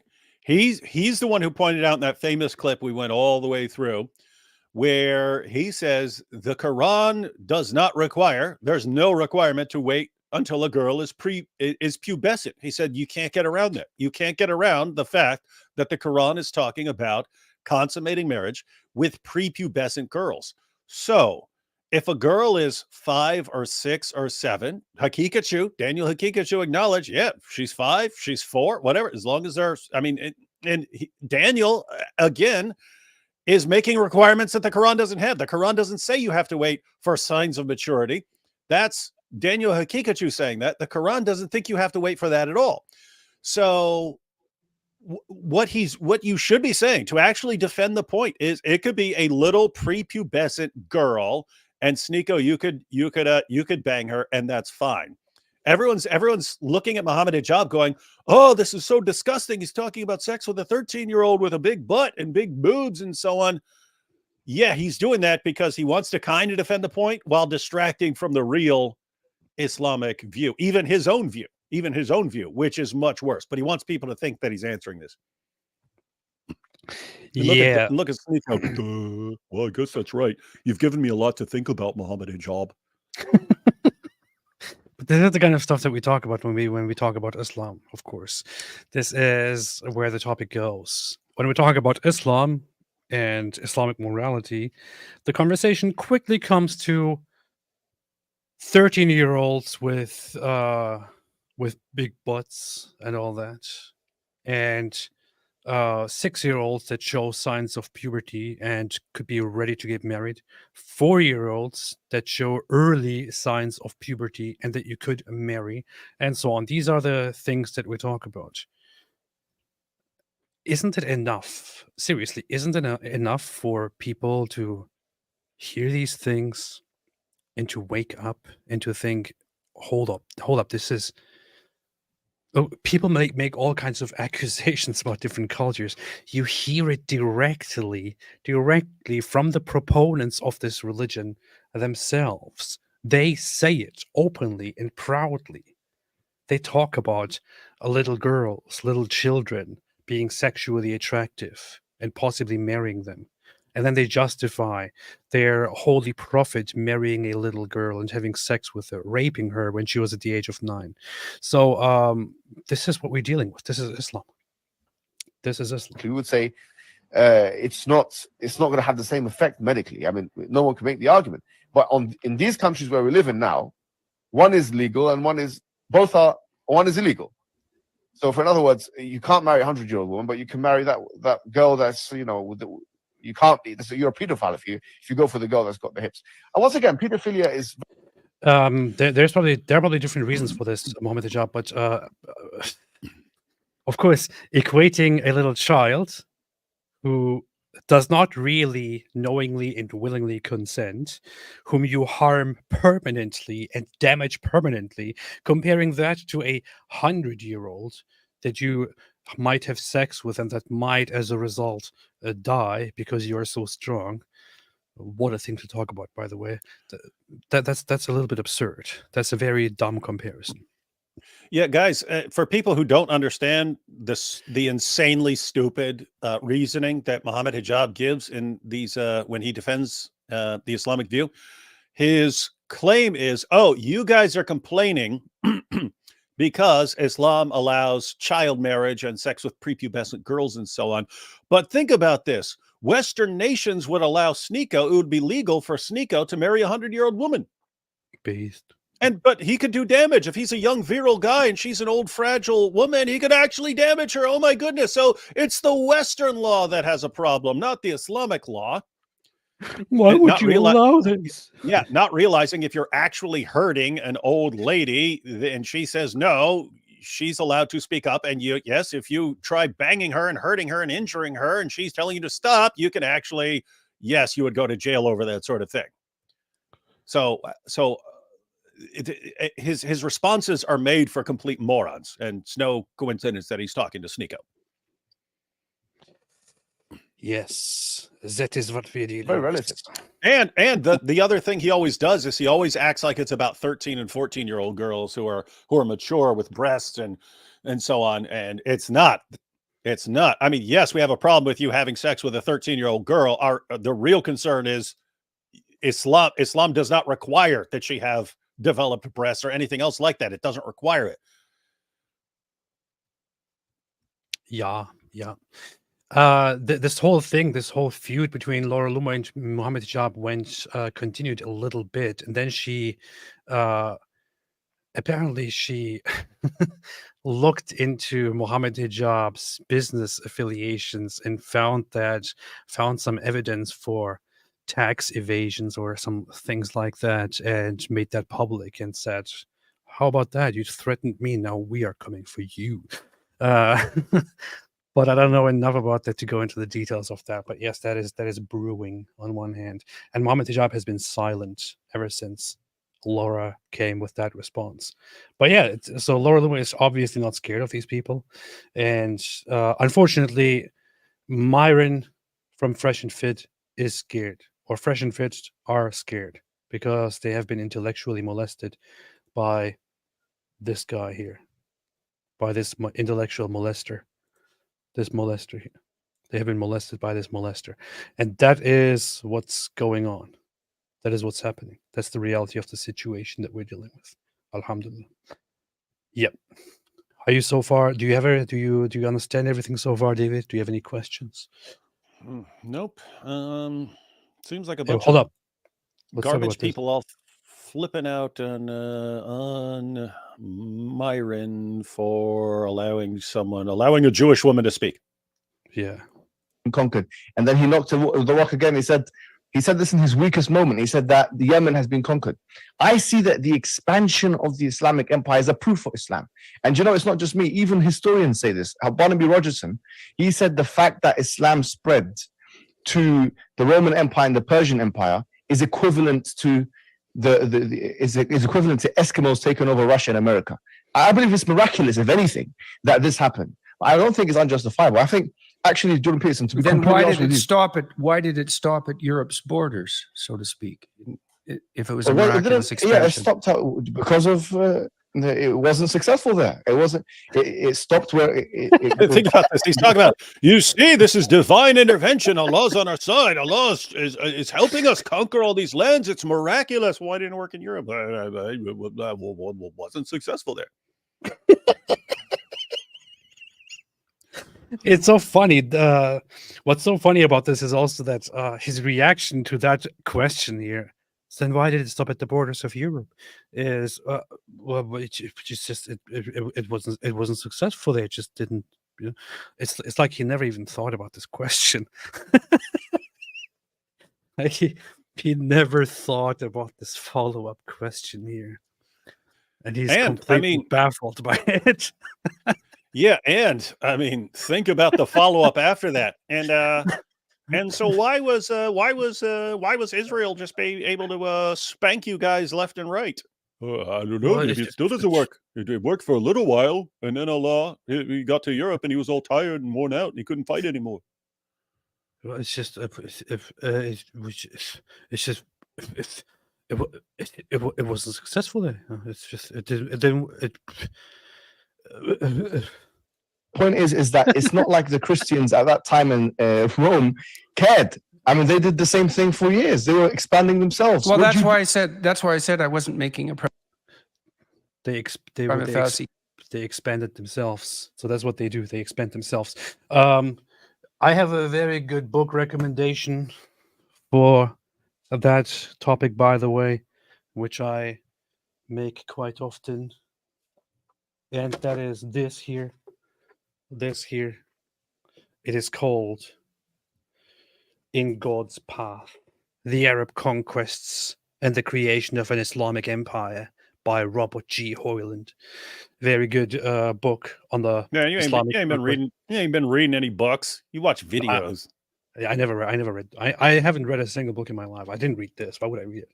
But I know it because I look at it and I'm like, hey, that looks nice. So therefore, because it looks nice, I completely recommend this book as a solution, as something that sufficiently explains the early conquests of Islam and how they happened and how it wasn't miraculous at all. At all. It actually gives very, very good explanations on how it all happened. Another book, what's that called? The Sword and the something. How do you say that? Do you say scimitar or scimitar? How do you say that? Scimitar. Scimitar. That sounds terrible. Yeah, that book, The Sword and the Scimitar, by this one guy whose name I forgot, who is a Coptic dude. I would recommend those two books to cover the topics of Islam's expansion. Very, very insightful. And you can see there that it's not miraculous. It's not even that fantastic that the Islamic armies poured out in the 7th century and took a bunch of stuff over. So that's that. No, it's pretty straightforward. The Byzantines and the Persians were at war for a long time, and they beat each other to a total pulp. And then Muslims came out, waging jihad. Plus, until that point, the Byzantines and the Persians had the impression that these Arab tribes just attack every now and then it just goes away, or they are fought and it goes away. That was their impression, because they had raids from the Arab tribes forever, and that was their impression of the Arab tribes. They raid, they attack, then they are at some point defeated and driven out. That's it. But when Islam came and actually united these people in a very violent and aggressive cause, it came a little bit unexpected to the Byzantines and the Persians. Guy Faux said, LOL, he reads books. What a nerd. I know. I'm sorry. He's got a point. Black Angels with AP looks like an alcoholic who just woke up. I said the same thing. I said I look very sick today. I have You're actually sick. been suffering with some severe pain in my foot. I don't know what exactly I did to my foot, but my foot is hurting like 4 years crazy. ago, Ali Dawa and all his minions prayed for us to get diseases, and here your foot hurts. Coincidence or That's true. punishment of Allah? That's true. But that aside, completely irrelevant, of course. I am an alcoholic who just woke up. So, yeah. Chaos in Order said, "How did I do, David? The next debate I want to do against a Muslim. Any recommendations on who I should challenge for my next opponent? Who is Chaos in Order? That doesn't. Chaos debated Matt Slick recently, and I have no idea why Chaos thinks that I watched it when I'm not interested in the. I'm not saying the topic isn't important. It's just Chaos. Yeah, if you debate a Muslim, you might be interested in that. If you debate Matt Slick, then it's Christian versus Christian. Not really interested. Who's Matt Slick? Again, I'm not saying it's just there's a limited amount of time in a day, and so I have to figure out what I'm focusing on. And yeah, the fine points of Christian theology. Yeah, but I mean, I would predict, given that Matt Slick's done a million debates in the past, and that was your first, I would predict what normally happens there is normally a more of a struggle for the new guy versus the person who's debated a ton of times. Yeah. If you want real credibility as a debater, debate somebody who is intellectually advanced, like Ali Dawa, for example, and then come. Then you'd be in trouble, Chaos.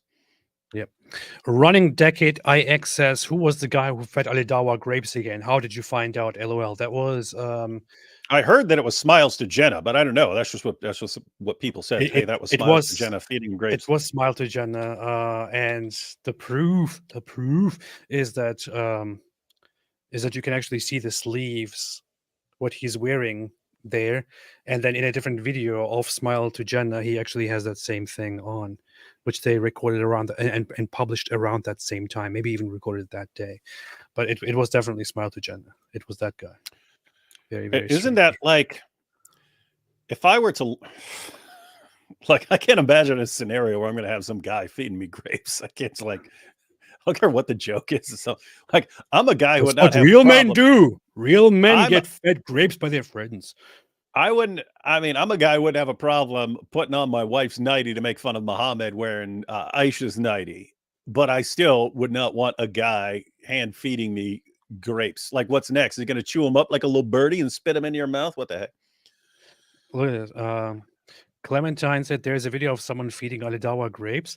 Clementine has not been here for a very long. Like many other people. That was in. It's not just a random video. That's in his debate. He finally had a debate because we'd never seen Ali Dawa debate, and he finally was going to sit down for a debate with AP. And Ali Dawa sitting here during this debate with AP, thinking it's going to be hilarious if he has some guy feeding him grapes the entire time. Give me another grape. It's like the weirdest thing I've ever seen in my life. Somehow he thought that, and they tried to make it cool. They started running around. Oh man, Ali Dawa getting fed grapes is so awesome. Blah blah blah. And people were like, "What the heck is going on here?" I need to go back and actually sometime review some of the stuff that I had with Ali Dawa, just to look into how dumb the guy is. And man, Yes, as mentioned in the. I need to go back to that debate. That was when was that? When was that? February 4, 2022. That is quite funny. Did I include it in this clip here? This is a clip. I think this is the only thing that I clipped and made short from that debate, because at that point I stopped publishing videos, short videos. I should have clipped much more of this. I found this very funny. Totally unrelated to Islam, but you see how weird this guy is. I had COVID and I got over it. It wasn't that deep. So I was thinking, why do I need that? Anyways, so when that happened to hijab, I said personally, look, people should take it. I'm not telling no one to take it. I prefer not to. Oh, you are against vaccinations in general, right? You're anti. No. I wouldn't say that. I would say personally, each individual, you have to, because at the end of the day, if for example, the urf of the people, like we live at a time where people, if it's needed and it's going to protect, if they believe it's going to protect, that's calm. You should obey the law of the land. It's as simple as that. As Muslims, our contracts are very, very important. So that's why I'm not telling anyone not to take it. I'm saying personally, me. Okay, but you are personally against vaccines, right? No, I don't want to take it. I'm telling you, I don't want to take it. You just keep telling me personally. I'm telling you, I don't. Yeah, that's why I'm saying personally. That's why I'm saying personally. No. You're saying that I believe no one should take it. I never said that. I never said that. Okay, sorry. Okay, just understand. No problem. How can you possibly communicate with this guy?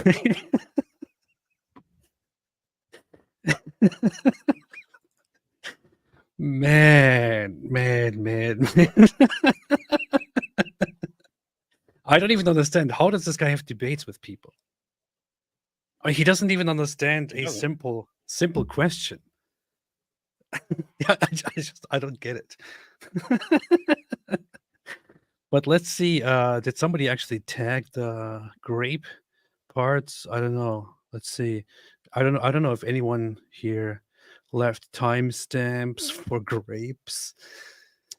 But if you watch this whole debate, and I would, I'm very loosely applying the word debate here. This was not a debate at all. It was a comedy show. You can see right here all kinds of very, very weird behavior from Ali Da'wa, including eating grapes, which is very strange. Very, very strange. Because to him, this was a whole thing, like an opportunity to humiliate an enemy of Islam, who is me. And he thought he will humiliate me by eating grapes. As some sort of power play. How did that work out? Yeah, that was the question. Like, what was he thinking? How did this make sense in his mind? Oh, yo, hey, you know how it's got this big debate coming up with AP, yeah? Well, let me tell you, hey, Smiles the Jenna, hey, you come over here, you gonna be feeding me grapes while we's live, yeah? Won't that be awesome? Oh, yeah, that'd be great, Ali Dawa. And this made sense to them. For some reason, I can't see the grape part here. I don't know. Well, it was only a couple seconds where he was it. There you go. Oh, here. 100 years. Oh, yeah, there you go. Can't tell me why Muhammad made prophecy. Let him vent it out. Can't answer simple questions about their own religion. Can't tell me why Muhammad made prophecy. That's where he's eating them himself. himself. End within 100 years, but it didn't end. Why Muhammad said, before this boy grows old, the end will come, but it didn't happen. Cannot tell me why Muhammad said, I don't know, me and the Day of Judgment are like this, but it didn't happen. Cannot tell me why Muhammad said Allah. Do you hear that part? He says he's already finished. He's talking about me. He is actually under the impression that at that point that I am actually finished.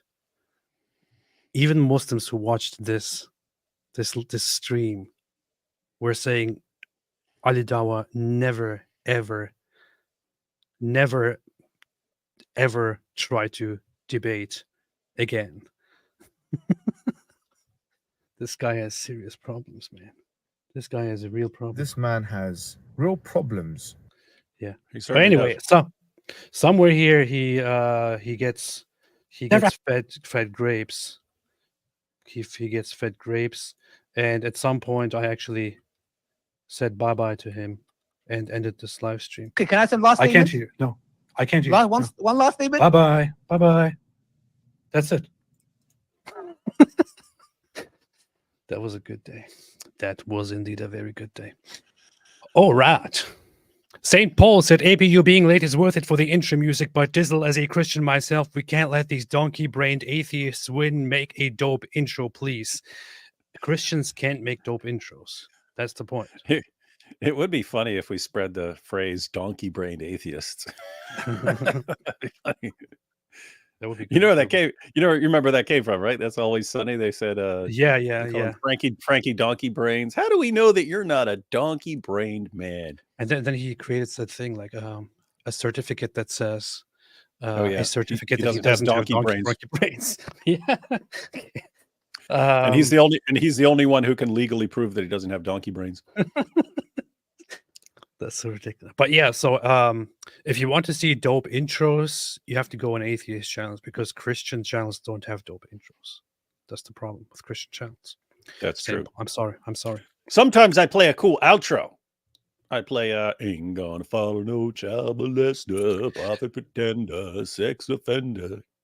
That is as cool as it can get, although it is very lame by general standards, by universal standards. But yeah, what are you gonna do? C'est la vie. White Lily said, asking for prayer on an atheist channel. I'm starting classes to get a BA in worldview and apologetics. Didn't decide yet if I should go for an MA. AP can just send good vibes or whatever these people do. Yeah, I will pray for you, White Lily. Pray to the universe. David apparently will not do anything since he doesn't give a reaction to it at all. See, this is how Christians are. White Lily, my heart is with you. Although that doesn't mean anything at all because my heart is literally here. It cannot do anything for you. Yeah. Sir Dr. Whiteman said Pikachu at the daycare is trying to catch them all. DC Azak says, new sub, first jizya, been busy with the gender wars, realized queer theory is the Islam of feminism, drag queen story hour is far for the kids of liberal women with borderline personality disorder. That's an interesting aspect, interesting perspective to approach the situation. But welcome. Daniel Patrick, FYI, Mike from Red Bar is streaming right now, claiming, I don't know, what is this? Same scam?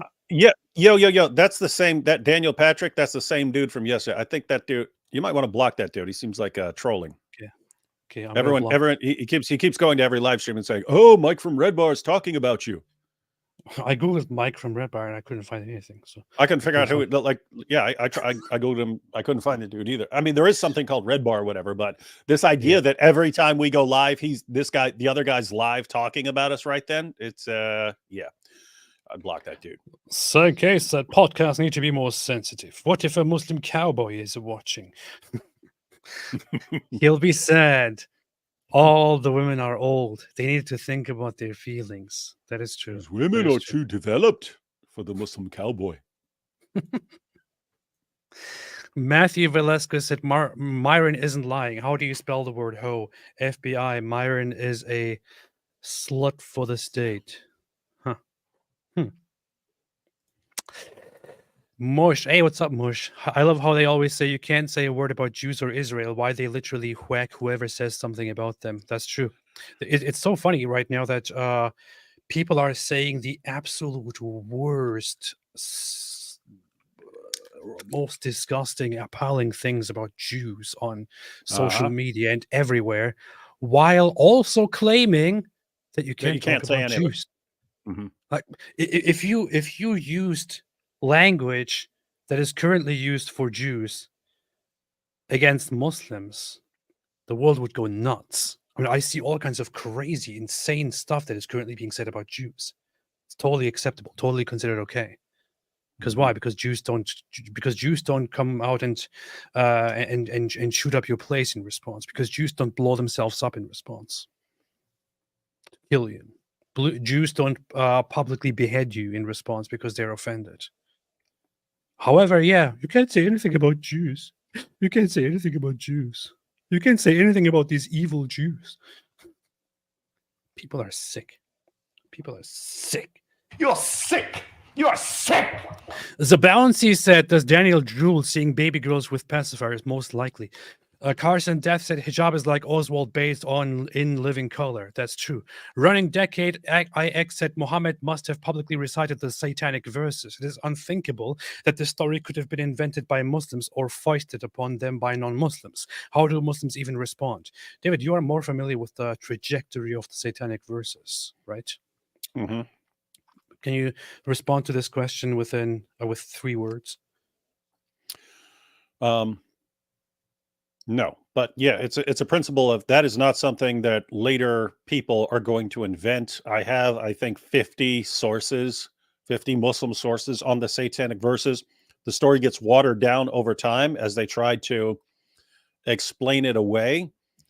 But yeah, that's the general reasoning, and that's the principle of embarrassment. If you were one of the early Muslim historians who's recording information about Muhammad, and you decide to make something up, you're not going to make up a story about him delivering revelations from Satan and being tricked and not being able to tell the difference between a revelation from God and a revelation from the devil. You're not going to want to make that up. You'd make up like miracle stories or something like that. You're not going to make up stories about Muhammad delivering a revelation from the devil and being tricked and deceived. So the only explanation for why you'd find that in so many sources is they knew it was true. And then the further you get away from it, the more they can deny it because it's not in everyone's memory. That is very, very true. That is very true.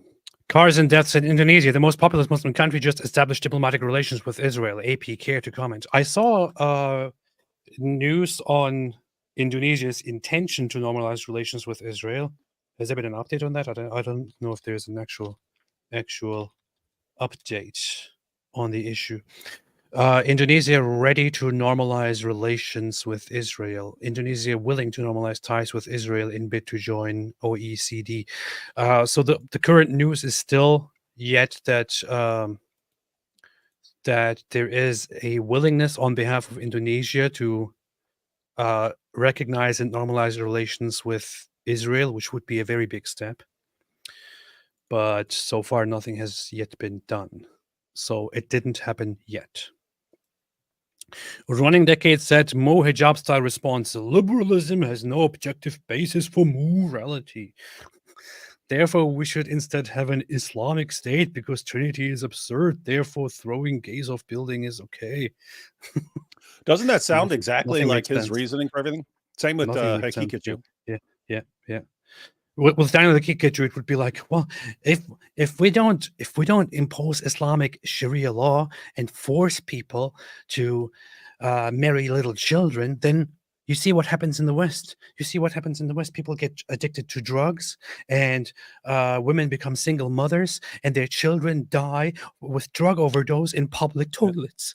That's And then basically they're how Daniel and Hakikachu then is. they're on OnlyFans. And then they go on OnlyFans. That's what happens. What an insane way of debating things, man. Deja vu disciple. What did Muhammad say when his wife called him a pedophile? That's an awfully big word for a 6-year-old. I heard that before. Me too. It's a good one. It's classic. It's a good classic one. It should be in the International Book of Jokes.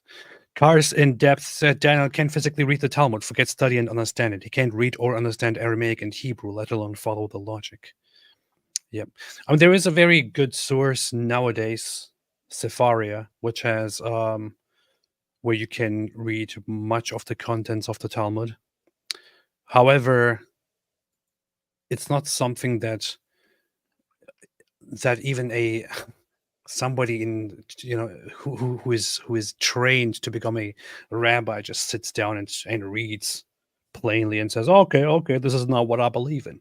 No, people study it thoroughly and discuss it over many, many years. It's not just a book that you read through and then, okay, I've read it all, I know what it's all about. No, it's something to study, not to read and memorize and follow. It's not like Islamic texts. It's a collection of commentary and law. Nikhil Sankar said, how is it genocide when Hamas consents? This is a good point. Abu Bakr said, that's from Fareed. Love Tucker Carlson, but a bit disappointed in him. How can you love Tucker Carlson? The guy has always been a fraud. I'm sorry to say this, but he has always been a fraud. He was never a reliable, never a serious person, always has been a fraud. Prove me wrong. Isn't it interesting how like true colors are being exposed in rapid succession right now? Your true colors shining through. Yes. Yes, exactly. Tucker Carlson just behaving like paid for by a certain part of the world in order to tackle Western propaganda with anti-Western propaganda. That's what it looks like. And he's not doing a very fantastic job, to be honest. I mean, some of his propaganda consists of going into a grocery store in Russia and saying, "Look at this! Wow! Oh my goodness! They have bread! Whoa! Oh, I can buy bread! here." oh, bread! What an idiot, man. Apu Bakr said, "You guys gonna do a reaction video on Tucker?" I don't know if I want to. How long is that even? That interview that he had with the guy No from idea. Haven't seen it. Bethlehem. Haven't seen it. I don't know how long that is. Don't know. Can't. I'm gonna look. Oh, hey, here's the proof. Look, here's the proof. Black Angel just posted the proof that this was the Smile to Jannah guy. Look at it.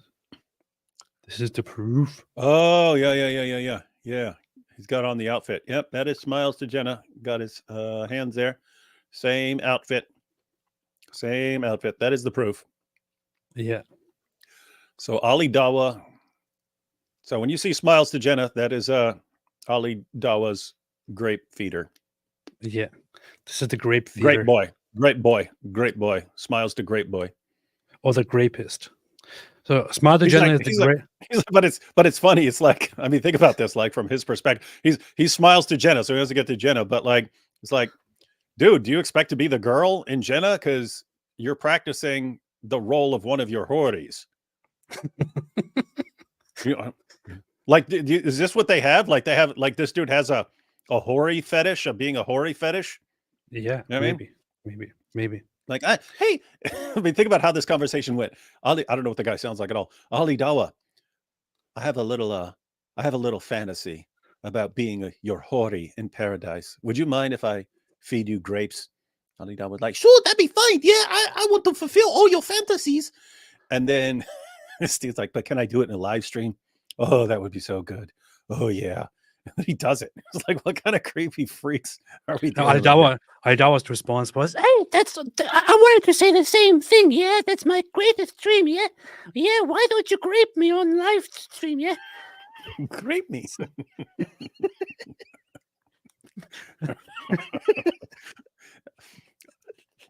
We'll call it grape bunching me. So this guy is the grapist who graped Ali Dawa on live stream. This is the proof that he is the one who graped Ali Dawa on live stream directly during a live broadcast in broad daylight. He graped him right there. And grape me more. It happened right there. It's like, grape me. And he's graping him. And this is insane. Can't believe that this is being shown to people in broad daylight without age This is restriction. Islam. Yeah. Michael James says, Daniel Peekaboo Chronicle. I'm looking at the comments. I'm at the chat right now. It's what? I don't know. The chat is funny? being funny. The chat Hardcore is being group. funny. Our first said, Smile to Jenna, grape Ali Dawa. Grapes to Jenna. Hardcore grape. Oh man, Black Angel, can you I don't know if it's convenient, if you have a moment of him actually being fed the grapes during the live stream, during the debate with me, send me the timestamp. That is something that we should be playing pretty regularly, along with the evidence that Black Angel provided that is, in fact, Smiles to Jenna. Yeah. The biggest grapist of all.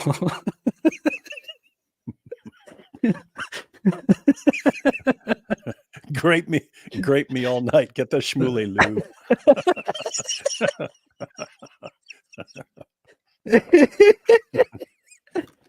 Man, it reminds me of that song by Nirvana. It's like, grape me. That's how it goes. Someone said, make me Bucky boy. What's this? Go-Top said the grape No, shall not manipulator. grape. Gang grape. Man. Halal graping. Date grape. Grapeable.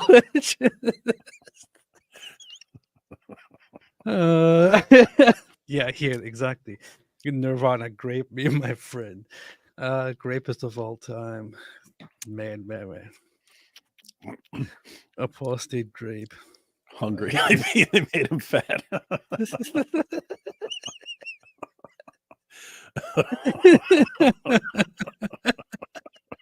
The grape escape. Oh, sour grapes. Oh boy. All right. Marital grape. Okay.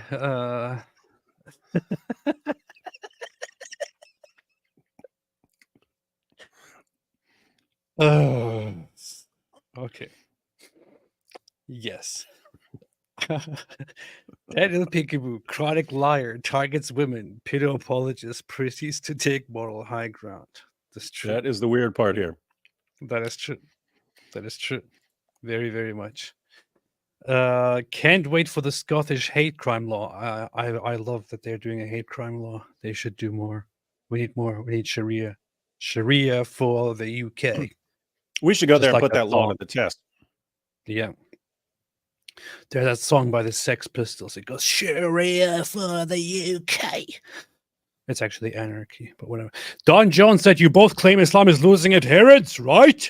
Yet Europe seems ready. That's a total fact. That's a total fact. The apostasy rate went from close to 0 to 24% in like 15 years. So yeah, that's not just us claiming it. Yet Europe seems ready to collapse to Islam. That Why has nothing to do. That has nothing to do with the apostasy rate. That has everything to do with Europe bringing in more and more immigrants from Muslim countries. Islam is collapsing and dying from within. Western nations can't get enough Muslims. They love them. Yeah. They want more. Whoever's in charge wants more. Yes. Why not Notre Dame in Paris become a mosque by 2100 or by 2100? The West is post-Christian and self-loathing. Please tell me I'm wrong. Honestly, I don't know why, but in the morning I was in a bad mood, and I wanted to almost go live or make a video or just tweet and say, you know what? The West deserves to become Islamized or Islamicized. I somehow still kind of agree with it. Honestly, if you ask me honestly, I think, you know, it's a great honor and a great pleasure and necessary for me and for others to stand up and say, don't let this happen. Say stop to it.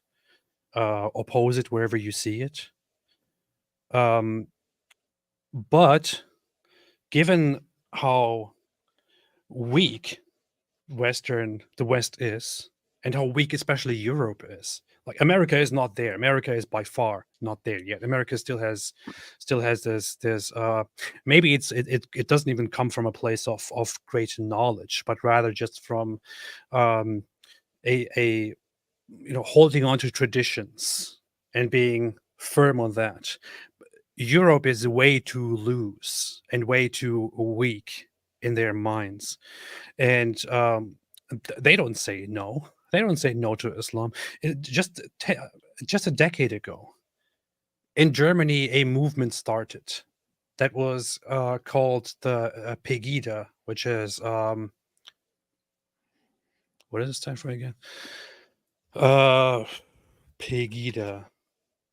Patriotic Europeans against the Islamization of the West. In German, Patriotische Europäer gegen die Islamisierung des Abendlandes. Abbreviated Pegida.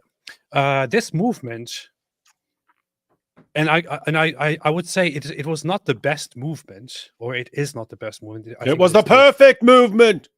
It still exists. It still goes on. It's not the best movement. However, just for their position that there is an Islamization of the West, and that this Islamization should be opposed. These people were maligned to no end as conspiracy theorists who warn about this supposed Islamization of the West, and that this is just fear mongering. No such thing is happening, and so on. There's because of that criticism, this whole this sarcastic phrase came into existence in Germany, which goes, an Islamization is not taking place, or in German, eine Islamisierung findet nicht statt, which is a complete denial of what is happening in front of everyone's faces. 10 years later, now in 2024, we have people on social media openly declaring that they want to introduce Islamic laws, that they want to introduce Islamic policies, that they want Islamic politics, that they want Islamic political parties, and that an Islamization of Europe is the ultimate goal, and that it would be good. If you want proof for it, just go and check out, for example, Dilly Hussein on Twitter, the Dilly Dally guy that we just talked about. He made posts about these things quite openly. And he posts about it quite openly. He brags about it. And he says, of course, once we have the opportunity, we will make sure to get into the politics and get into the government and form and shape this country and turn it into an Islamic country. Of course, in the West, we will introduce these ideas because these ideas are good. Okay, what exactly happens to the suggestion that an Islamization of the West is just a conspiracy theory? What exactly happened to that? No, you have Islamists themselves saying it. You have them admit it. I'm not making this up. You go to Dilly Hussein. I might as well look for it and bring up one of his tweets in which he says it. Let's see. Legal. Go through his tweets. Look for the word legal. I remember him just within the last few months responding to accusations of Islamization by saying, well, yeah, if we are here and if we are large in numbers and if it is legal, then we of course will do whatever is in our power to establish our own parties and to move toward what we think is right. So thereby saying we want to Islamicize the West and Britain. This is something that is meanwhile being openly said. But movements like these were, again, maligned and accused of being conspiracy theorists, of being fearmongers. These guys were right. And I don't agree with many of their positions that they had, but much respect for standing up quite early. Yeah, but going back to what you were saying a minute ago, that it's like people deserve what they get. Yes, they do deserve it. Yeah. What sucks is there are tons of people who don't want it, and it's going to happen to them and their children. But as far as the people who, as far as the actual people who are in charge of various things and the people who scream Islamophobia anytime you criticize anything to do with Islam, yeah, they deserve what they get. You deserve it. You defended it. We warned you. You attacked us for warning you. That's what you did. You spent decades attacking the people who are warning you and showing you exactly what this ideology is going to do. And then once it starts doing exactly what we told you it was going to do, what are you going to do? What are you going to do? Yeah, so it is definitely a fact that Islam is losing adherents. In Islamic countries, people are increasingly becoming less and less religious and less sympathetic toward Islam. However, it is also true that there are great efforts to Islamicize the West. And I'm sorry, but if the world is an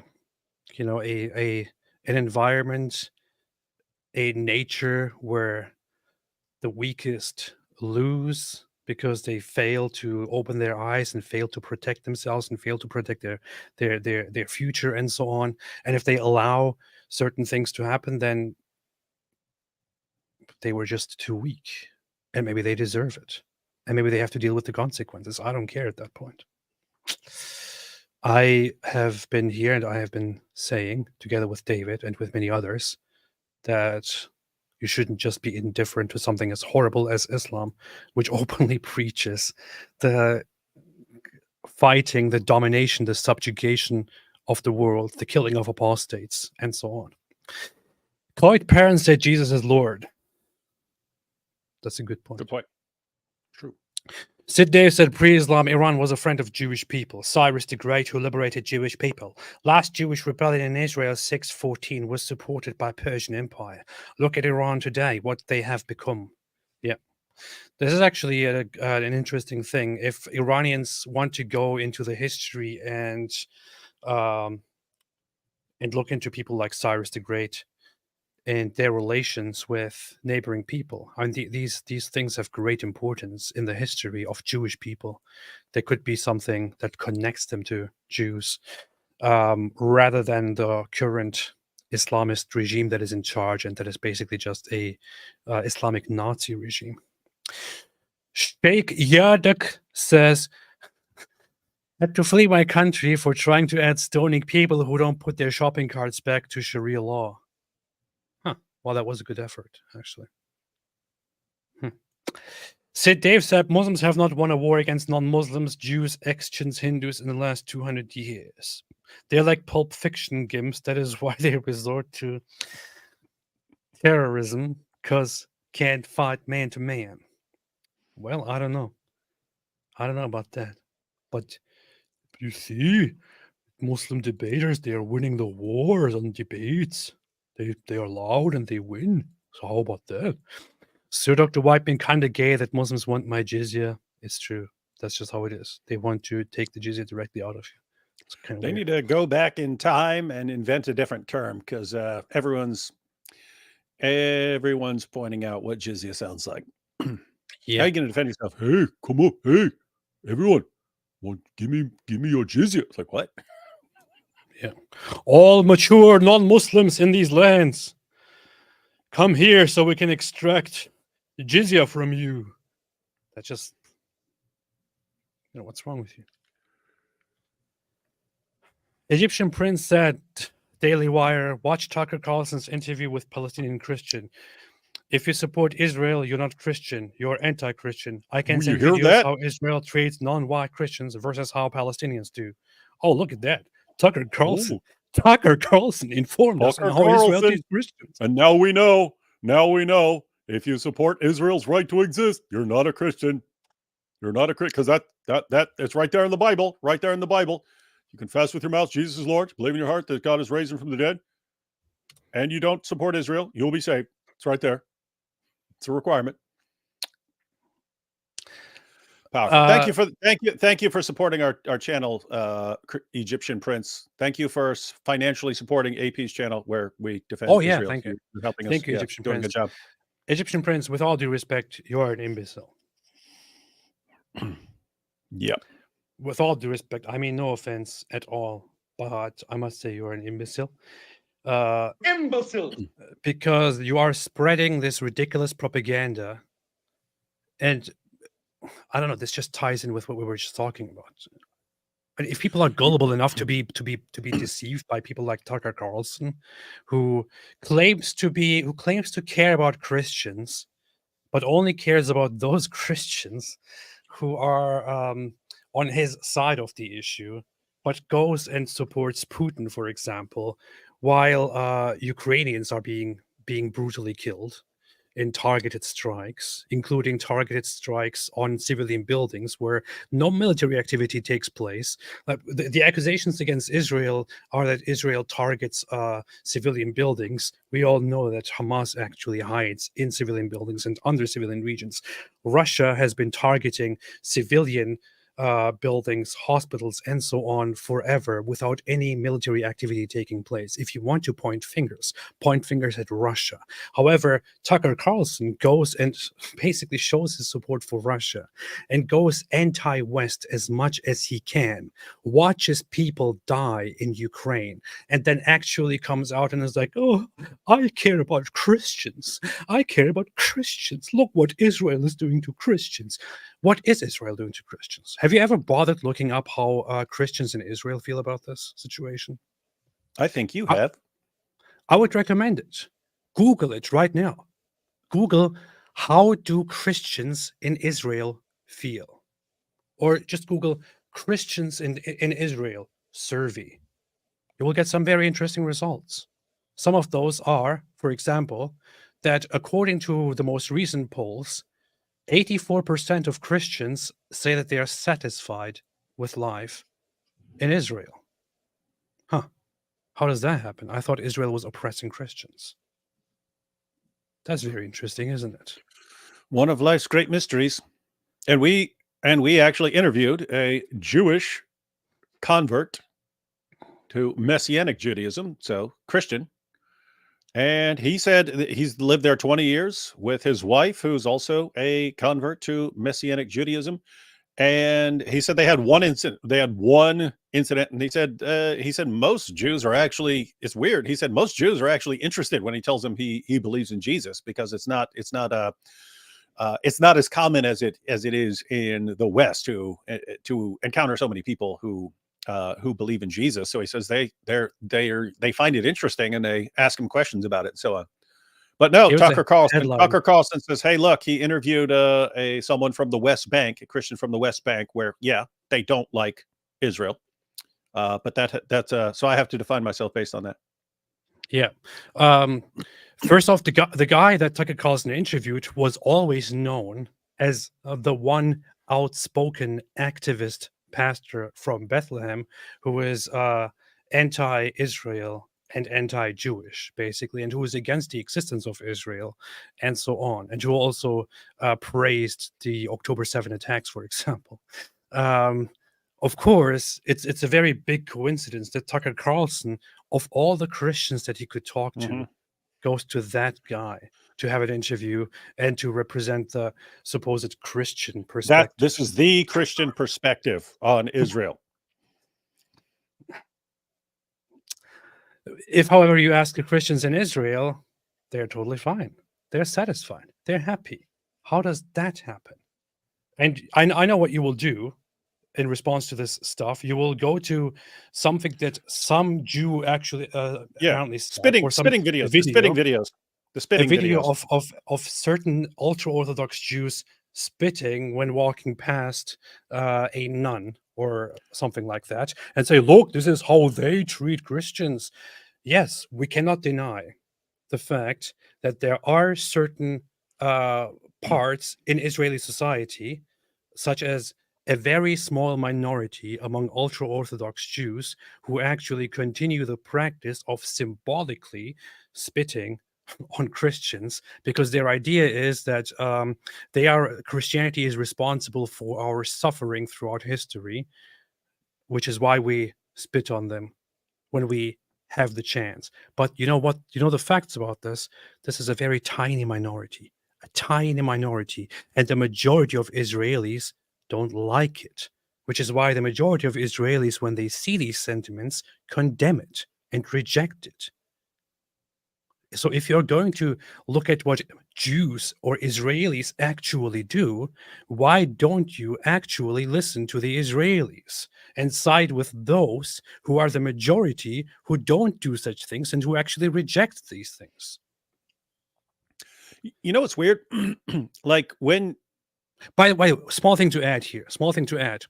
Plus, if you want to go to one person out of 100 and say, you know what? That person is a Jew and he spits on Christians, therefore all Jews are bad. Will you apply the same standards to Christians? Should we then go to a tiny minority of extremist Christian sects in America and say, look, these guys are white supremacists, white nationalists. These guys think we should kill all Jews. Therefore, Christians are all genocidal. Same logic. Why don't you do it? This is ridiculous. Yeah. Here's what's weird about the whole situation. Like when there's a habit of this certain sect of spitting on people, I actually would love to see them shamed and exposed for that, right?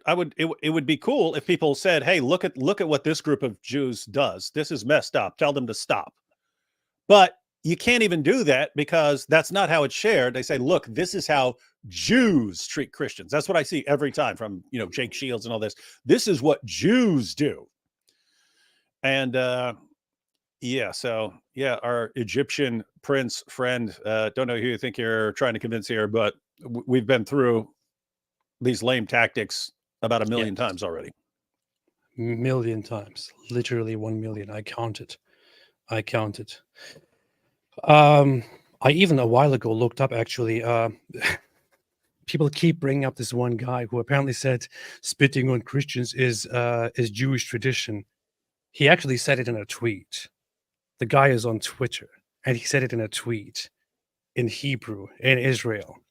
I'm pretty sure I bookmarked it, so I can probably find it here if I go back and look at it. And you know what the funny thing about it is? He tweeted that in Hebrew, and the reactions from non-English speaking Israelis in Hebrew are overwhelmingly negative in response to that guy. So Jews, Israelis are overwhelmingly blasting the guy for saying something so stupid and hateful and absurd. However, people will just point at that radical guy and will say, "Look, he represents all Jews. That's why Jews are hateful, and we should never accept them." This is just ridiculous, man.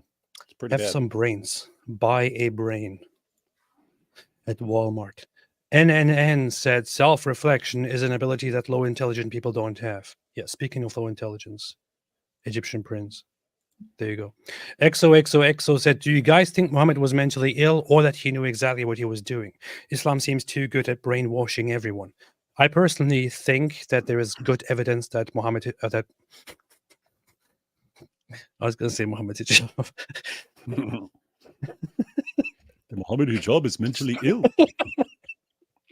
Well, that too. But I personally believe that there's good evidence that Muhammad was actually suffering from a mental or neurological problem that made him act in strange ways and do strange things.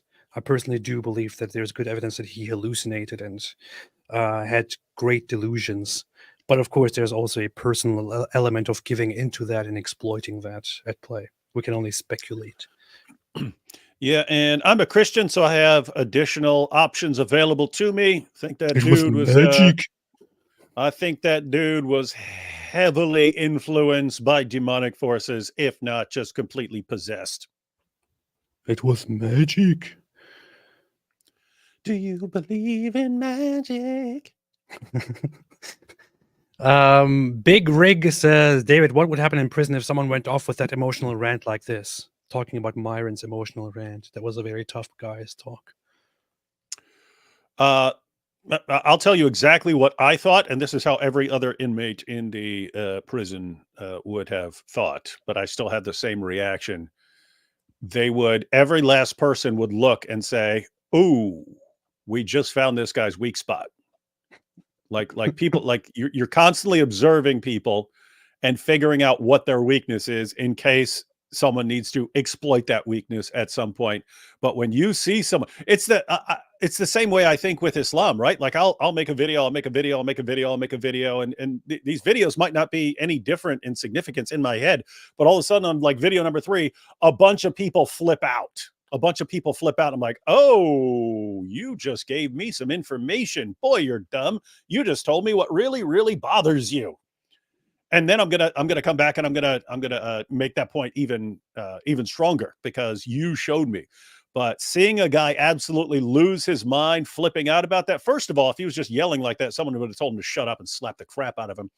But the second thing is, yeah, if he's flipping out over that, yeah, you just showed people what your soft spot is, and the fact that it's over some dude, I don't know, that's just creepy. Yeah. Don't do soft spots. Soft spots are weird. Cars and Death said, ask Muslims where the word Yehud comes from. It's from Yehuda, Judea, where Jews were from, what some call the West Bank. Well. Ain't that right? Hector says, AP should go on that podcast with semen stains on his clothes. When they ask why there are semen stains on their clothes, just call them Islamophobe. That's a good idea. That would be the perfect move. Mateo says, hide your Aishas, hide your 9 wives, hide your Aladdins and your leather straps. Explic rampaging language here. That's true. That's true. Lothar, O atheist prophet, I come with jizya. Also, David, if you were a Catholic, you could call your super chat indulgences. Really? Sweet. Could you really do that? That would be funny. That would be funny. Chester MC Fly said, did you hear about the guys Abba and Preach told the chick Daisy he would pay all her legal fees if she named the baby Abba? Really? That's funny. I saw them getting involved in that drama about the fresh and fit guy impregnating that woman and then denying it and all that. Wait, Don't is know that much about the girl? Is that who Daisy is? Yeah, Or Daisy is someone? the Oh, okay, interesting. Daisy is the girl. That's her name.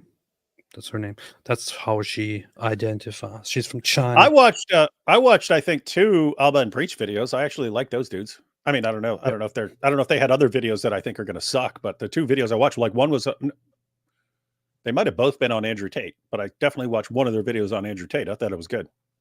They're nice. They're good dudes. Good dudes.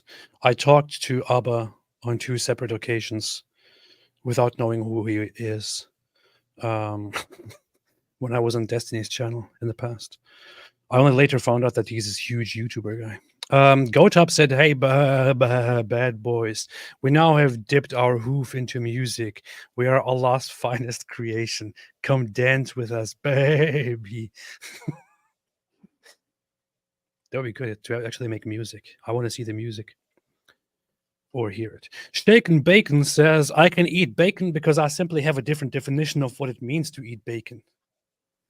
This is funny, but I was thinking about how sick that sounds earlier when Muhammad Hijab says in that video, oh, we have a different definition of what it means to be a child.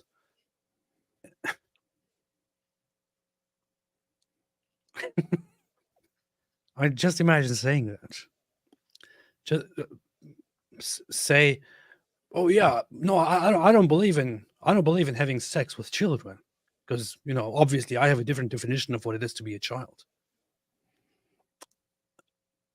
Well, It's the same issue with like the Muslim cowboy when he's like, okay, well, Aisha, yeah, you're criticizing Muhammad for marrying a little girl, but we say she was a woman. Like you could just say that a prepubescent girl is a woman. You could just say it. Just by saying it, she somehow becomes a woman. Yes. Well, great. If you can just if you can just speak things into reality, then you can say whatever you want. I can say, hey, this ham sandwich is roast beef sandwich. You can say it. You can say anything you want. You can say, hey, this delicious mug of whiskey is Zamzam water or Camel pee. Whatever you want to say. It doesn't matter. You can make up anything. That's how Islam works, apparently. Whale, whale, whale, whale, whale. Whale, whale, whale, whale, whale. Well, Muslim cowboy. Yeah. Muslim cowboy. Got a problem. Should have been staying away from those little kids. Oh man.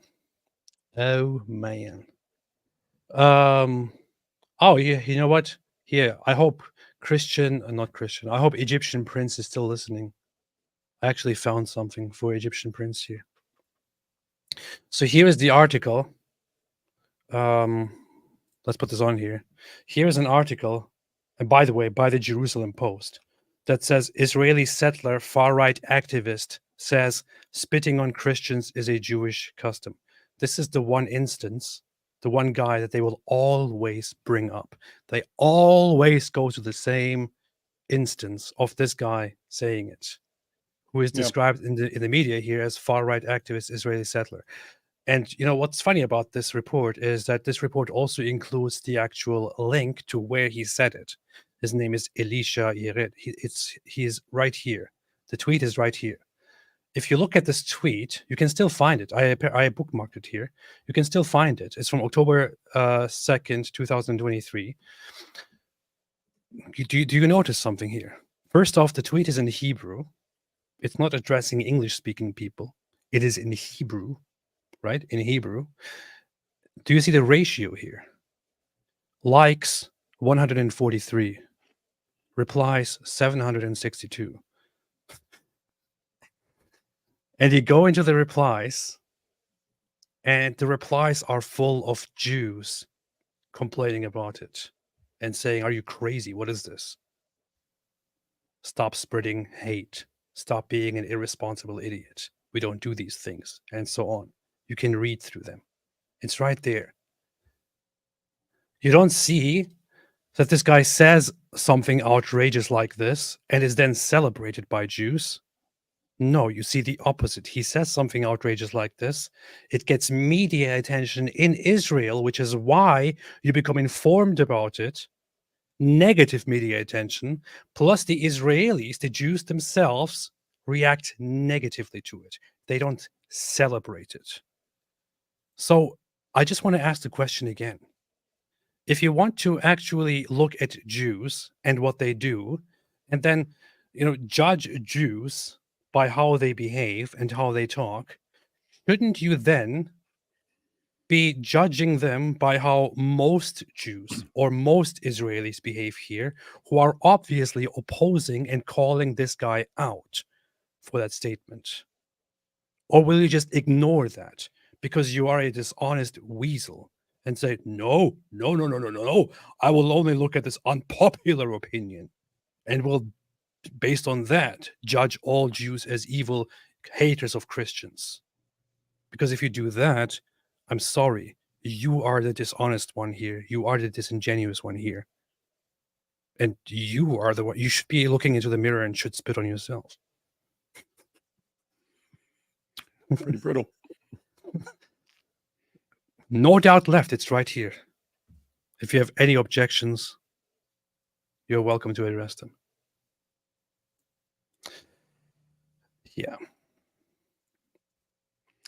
So you only spent 40 minutes on that one super chat because it's important. Likimathigayon says, "This is my favorite, one of my favorite accounts here, just because I have big struggles reading the name every single time."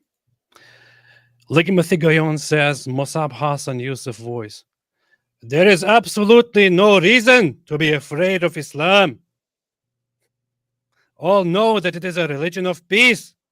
All tremble at the thought of publicly saying anything different because it is so self-evidently peaceful. I choose the cow." I can't do it very well right now. I have to listen to him again. You got it. That was good. Yeah, not too bad. Not too bad. It's just the accent, not really his voice. So, yeah. Pants-Schman said, "AP is my spirit animal." I am indeed an animal. Yeah, I'm such an animal. Sir Dr. Whitemeat, Muslims, ew, you're as old enough to be my grandmother, the female. I'm 18 though. 18? What are you talking about? Should be like 9. Hey, this reminds me of that video that I sent you. Did you see that meme that's kind of going around everywhere? Which one? Of this Muslim preacher guy. He goes, ew. Oh, yeah, that's classic. That's actually genuinely good stuff here. Wait, I have it muted, of course. Terrible.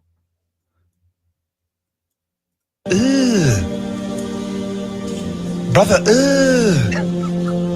what's that? What's that, brother? Classic. Brother, Look at that. Almost no subscribe, very few subscribers on there, but that got a ton of views. Yeah, because is that almost actually, a million? Yeah, almost 1 million views. Whoa. This is how memes work. Some minor account posts the meme and it blows up. This is going around. People are posting it everywhere. It's kind of, I mean, it is a funny thing. I looked at the context of what this is actually about because I'm a nerd. And the context of it is actually he's talking about how Muslims should follow the sunnah of the Prophet Muhammad. But then they hear about growing a beard and dressing like Muhammad and acting like the Prophet Muhammad and praying like the Prophet Muhammad. And they say, ew, brother, ew. What's that, brother? That's the context of it. Yeah, I'm gonna be using that clip Because I used to do it when I would put really disgusting things about Muhammad, like how he's walking around covered in semen stains, or telling his followers to suck on each other's fingers after eating, and or sex with a 9-year-old girl, or sucking on little boys' tongues, or something like that. I would use the clip from the old Ernest movies where he would go like that. But it's cooler coming from a Muslim. Wait a minute. Could just remake one of those videos of all of Muhammad's most disgusting acts and have this guy going, ew, brother, ooh, in between it. Okay, this is funny. This is funny. So here's the actual video, the actual context of this. But you know what's funny about this? This only started blowing up now, like 2 months ago, within the last 2 months. But the actual video where this is from 2019. So this is an old video, but it only started blowing up now for some reason. Or eat with your fingers, grow a beard, live simple lives. Brother, what's that? What's that, brother? He's got a point. Yeah. So that's what the context actually is. Anyway, very important information here. Surat the White Meat said, "Ooh."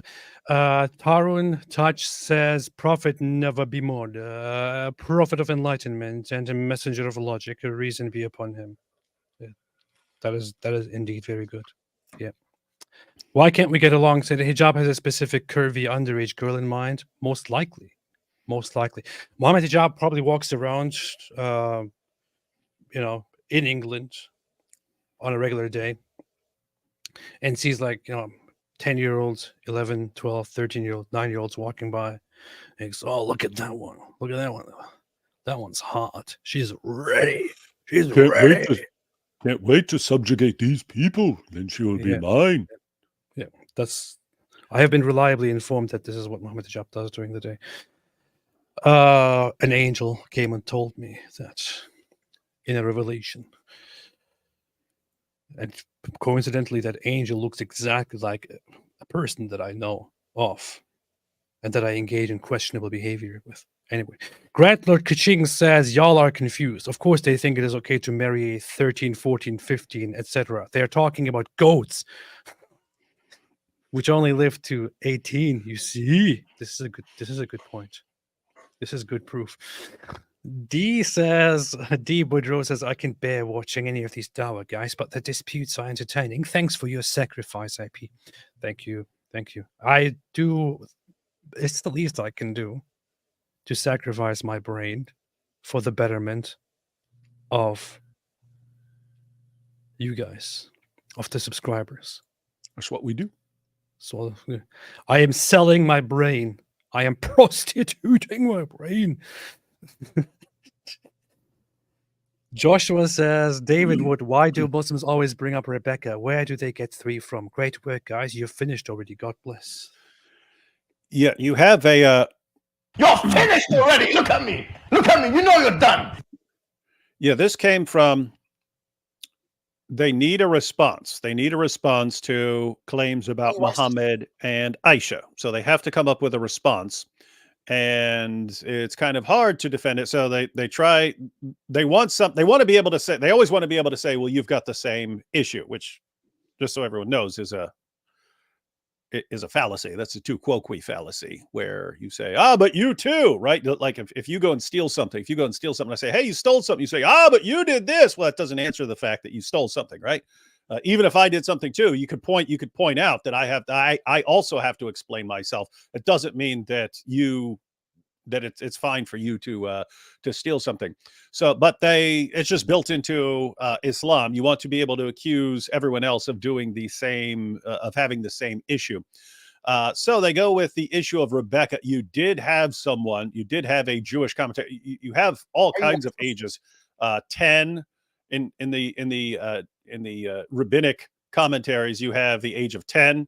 for Rebecca. You have the age of 14. You even have the age of 20 for Rebecca. So you have a spectrum of ages. But there was a guy who said 3, and he based it on a complete misreading of the end.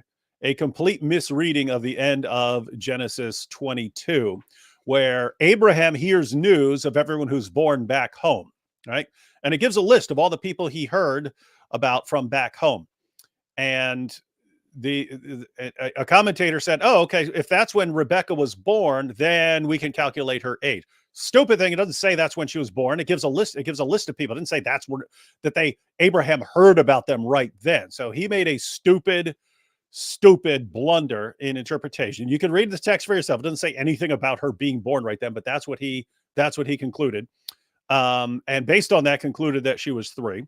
It's completely stupid reasoning, but Muslims found this, and then they'll say, this is the position of Judaism. All Jews agree on this. All Jewish commentators agree on this. They all know she was 3. And then they'll act like a Christian is supposed to agree with what this guy says, even though he disagrees with other commentators on this. But they think if a rabbi at some point in history said something, then we have to agree with it. We can't reject the reasoning when we're looking at the reasoning and say, hey, do you actually have an argument for this? No, your argument is stupid and based on a misreading of the text. So now they run with it, and they do the exact same thing. If you listen when they actually defend it, they'll say, oh, look, so-and-so was this age, and Sarah was this age, and Sarah was so-and-so. And if you look at the end of Genesis 22, it says that's when Rebecca was born. So let's keep on. And they never actually read the passage because it doesn't say anything like that. So when a rabbi commented that Rebecca was 3, that was sheer ignorance. When Muslims are using it and just saying that the end of Genesis 22 gives you an age of Rebecca, they're just lying. So keep in mind, they believe it's fine. If you tell the truth about Muhammad based on the Muslim sources, they believe it's acceptable to lie in response in order to deflect attention. And I don't care how many times they would deny that they believe it. They do the same thing with Mary. They'll say, oh, again, Daniel Hikikachu, the Catholic Encyclopedia says Mary was 12. No, it doesn't. It does not. Why are you lying? Because you believe it's okay to lie when someone criticizes your prophet. Yes. Alhamdulillah. That's the truth. That's a fact. That's a fact. That is a fact. Rai said, what are the boys in Jannah for? To feed you grapes, of course.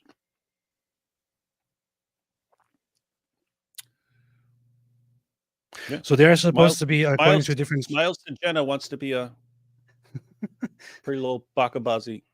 They're supposed to be little servant boys in heaven by certain Islamic interpretations, which is a whole different can of pedophiles.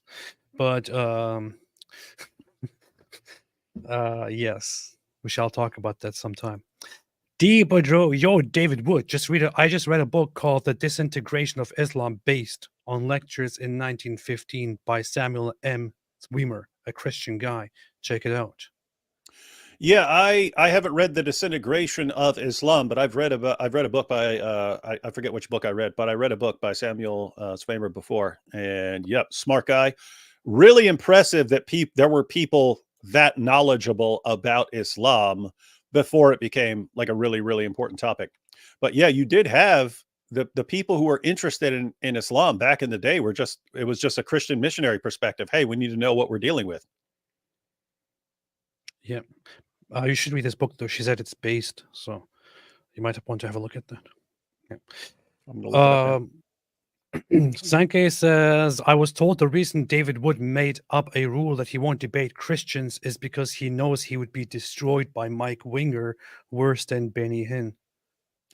I've never said I won't debate Christians. I have debated Christians. I said lots of the topics that Christians would debate.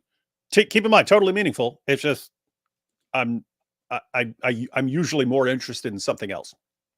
So David Wood would never debate Christians. You heard it. No, I've debated Robert. I've debated Robert Spencer. I've debated Jay Smith. I debated a Christian on I forget what his name was, but we debated whether Christians, whether I should be blasting away at Islam and Muhammad, or whether I should be much nicer and so on. So, yep, I debated Christians. Robert Spencer is a liberal secular humanist, according to Daniel Kikachu, so that doesn't count.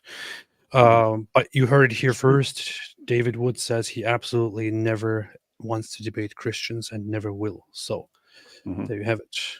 There you have heard it. it here. You heard it here first. By the way, Black Angel sent me the timestamp here. Let's see. There we go. Let's see. Yes, I'm done with the argument. Can you rebuke it? Okay. Rebuke Okay. it. Of course, I Got can. I can refute it. Yes, based come on what Did you rebuke it? exactly is a God, the necessary being. Explain it to me. That's a dude. That's a dude, ladies and gentlemen. That smiles to my God. Jenna. So here's Alidawa being fed grapes, but Yeah, to satisfy a fantasy of smiles to Jenna. based on what Okay, exactly is mashallah. God, the necessary being? MashaAllah. Sorry? He's saying, I'm getting king treatment here. Don't be jealous. You're not getting king treatment. You're getting pretty gay treatment. Mm. King treatment here. Don't be jealous. Don't be jealous. Don't be jealous that I's getting fed grapes by me boy toy here. Look at my face. I'm so fed up with it. Look at it. Getting king treatment here. Don't be jealous. Based on what Okay, exactly is mashallah. God.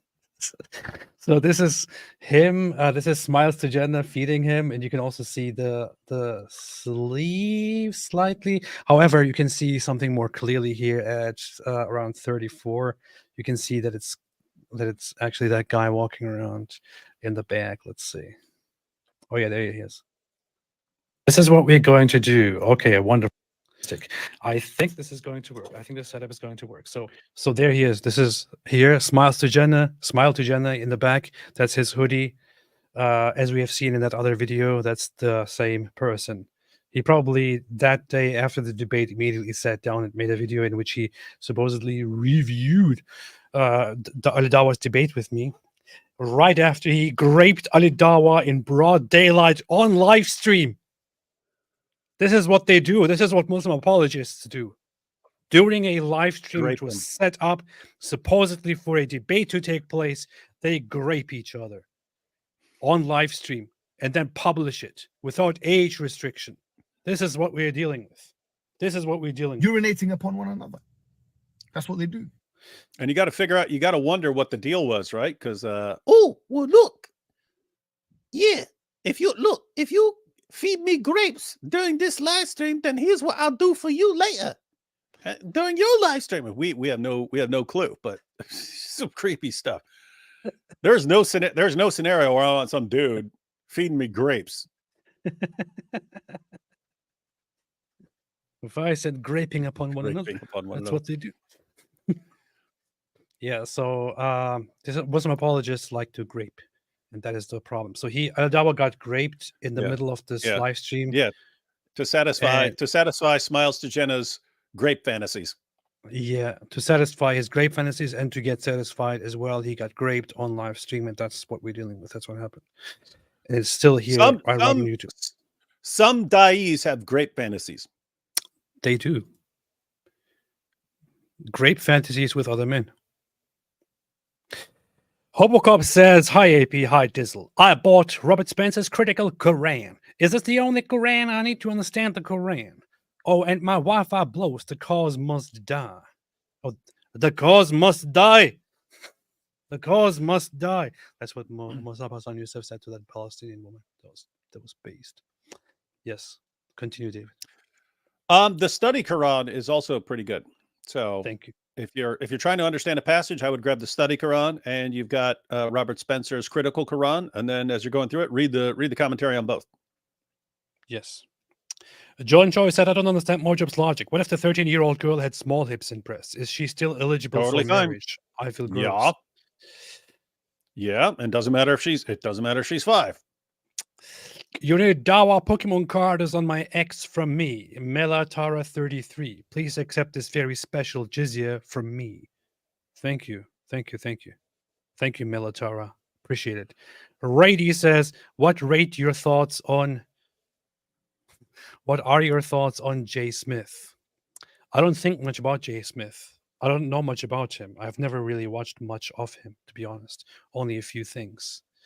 You are more familiar with Jay Smith than I am. I mean, Jay's one of the OGs. So that's the guy who took it to Speaker's Corner. He's one of the original guys who was exposing Islam and introducing people to apologetics. So yeah, he's been doing it. He's been doing it for a long time. More recently, he's been calling into question whether Muhammad existed. I think he's wrong about that, but it's something you should definitely explore because there's not a lot of early evidence for Muhammad. So, yeah, Hello Outsider said, did they do that in prison, David Wood? I guess we're talking about that sort of thing could happen in prison, but it's whoever is being fed the grapes is, if we're talking about actual grapes, if one guy was feeding another, that is that dude's girl, so to speak. Yeah. That's how it works Yeah. in prison. Yeah. That's what they do. That's what You they got to do. make a video called make a video called Ali Dawa's Grape Fantasies. And, play that clip. Who's not going to click, dude? Just that little clip, and with the evidence that it's actually Smiles to Jenna, and call it Ali Dawa's Grape Fantasies. It would take you. That video would take you 10 minutes to make. 10 minutes to make, and I bet you that would be a popular video. I bet you it would. Everyone would share that all the time. Or I should do Muslim apologists engage in grape during live stream.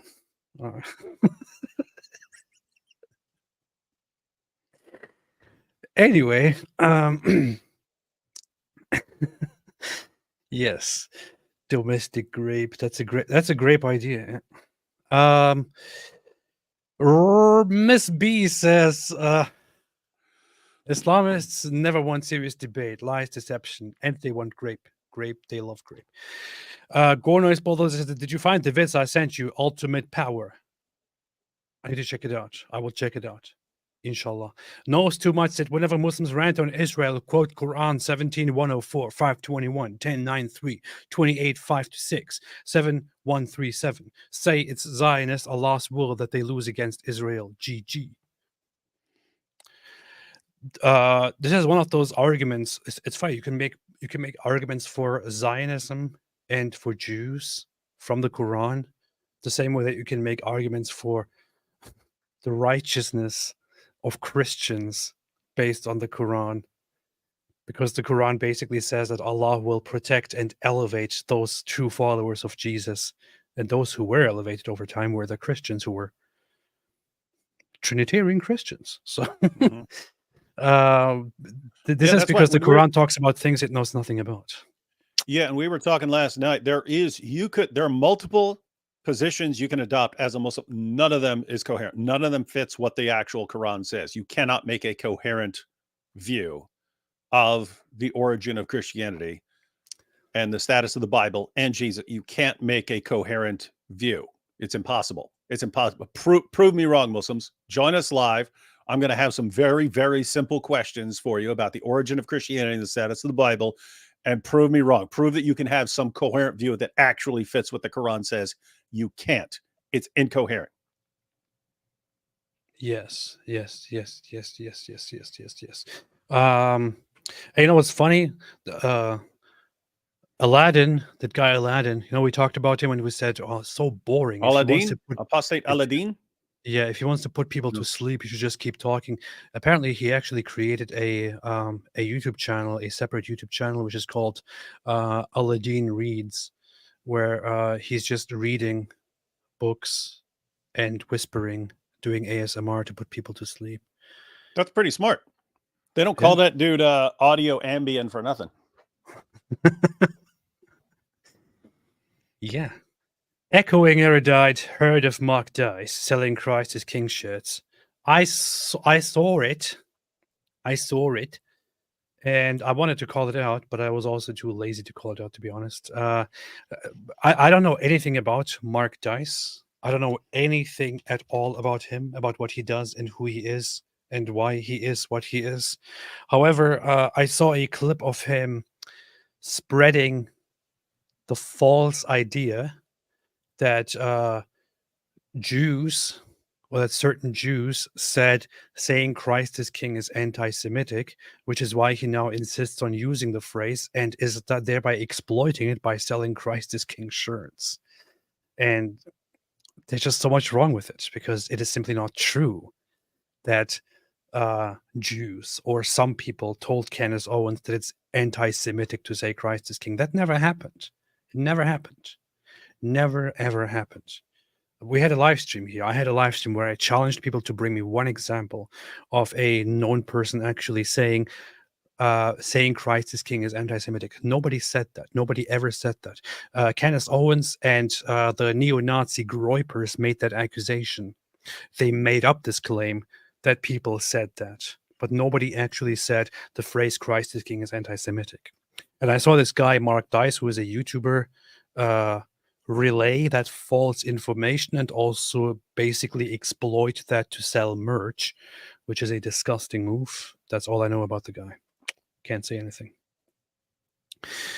But this is just an instance of these neo-Nazis exploiting Christianity, which is terrible. AF Iron said, grape timestamp 147. Thank you so much. I appreciate it. Black Angel sent it to me earlier, so I saw it there. But thank you very much. Appreciate it. Gwyneth said, on YouTube shows Russian life poverty. Yes. I guess there was a discussion earlier about how life is in Russia and what people can afford and can't afford, because Tucker Carlson, the idiot, made this propaganda video about how you can go to a store in Russia and you can buy everything and you can buy so many things with such little money. The point is, if you actually compare the situation, by American standards, you spend little money buying groceries in Russia. But if you go to Russia, if you live in Russia, you don't make that much money. In Russia, people spend much of their, probably most of their income on groceries. It's stupid. It is ridiculous. But they've got shopping carts that go up escalators. That kind of propaganda appeals to people who don't think for a second further about what they see. He also seemed like he's not entirely familiar with like grocery shopping at all. Yeah. You know what I mean? Yeah. Like he has some paid servant who normally does it for him. Yeah. It was like something happened like where like Hillary back when she was running for president was trying to show how down to earth she is, and so they were filming her. She was going to pump her own gas, and she couldn't figure it out. She couldn't figure out how to pump gas, and so it was like, okay, that didn't work out. That didn't work out for you. But yeah, so same thing with Tucker there. Wow, they have bread. Oh my goodness. Who'd have thought you can buy bread here? A store with bread? Oh my goodness. Whoa, look at these little carts. They move around. Wow, you can put stuff in these. You know what's funny? I met Russians in the past who were begging people, who were begging European people to find them a job or something so that they can move to Germany or move to Europe because life is terrible there. And then you see Tucker Carlson try to explain to Americans, hey, Russia is amazing. Russia, look at this. I can buy so many groceries with the money that I make in America. Billy Mandalay said, and back when it was the Soviet Union, gosh, I forget what the situation. Someone was going to Russia. This was in high school. Someone was going to Russia, and our world cultures teacher was telling him, he said, hey, just so you know, when you're walking down the street, people are going to come up to you and ask you if what they can trade you for, like a pair of your jeans or something like that, because everything over there sucks. Like everything sucks, and they're going to be coming up to you. Oh, what can I do to get that? What can I do to have that pants or those shoes or something like that? Yes. Dominique Kayana said Andrew Clavin said it was. No, he did not. He did not. Andrew Clavin did not say that the phrase "Christ is King" is anti-Semitic.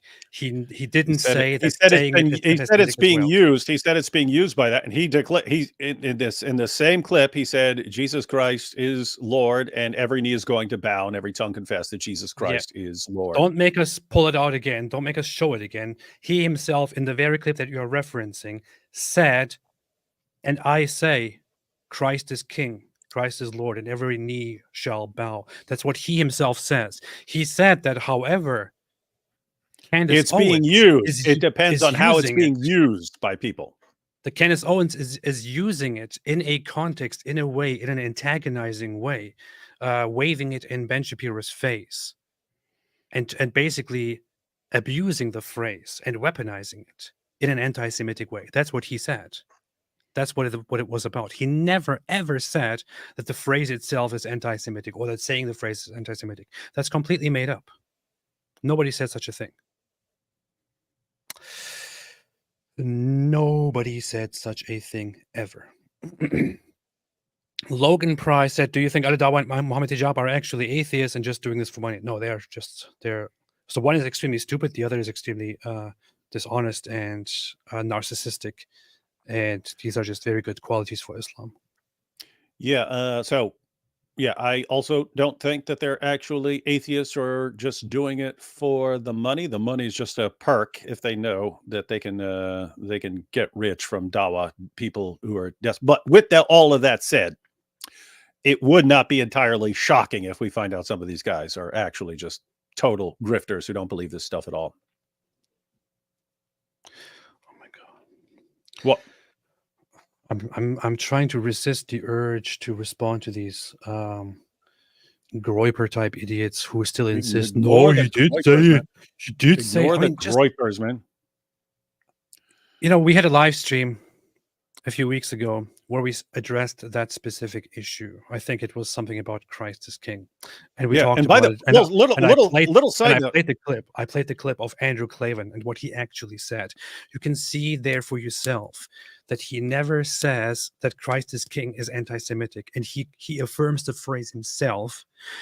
So if you are going to sit here and still argue after seeing that clip that Andrew Clavin or somebody else said saying Christ is King is anti-Semitic, then I'm sorry, you are not a serious person, or you are very stupid. I'm sorry. Yeah, and like side note, like what if he had? What if Andrew Clavin had come out and said the phrase "Christ is King" is anti-Semitic?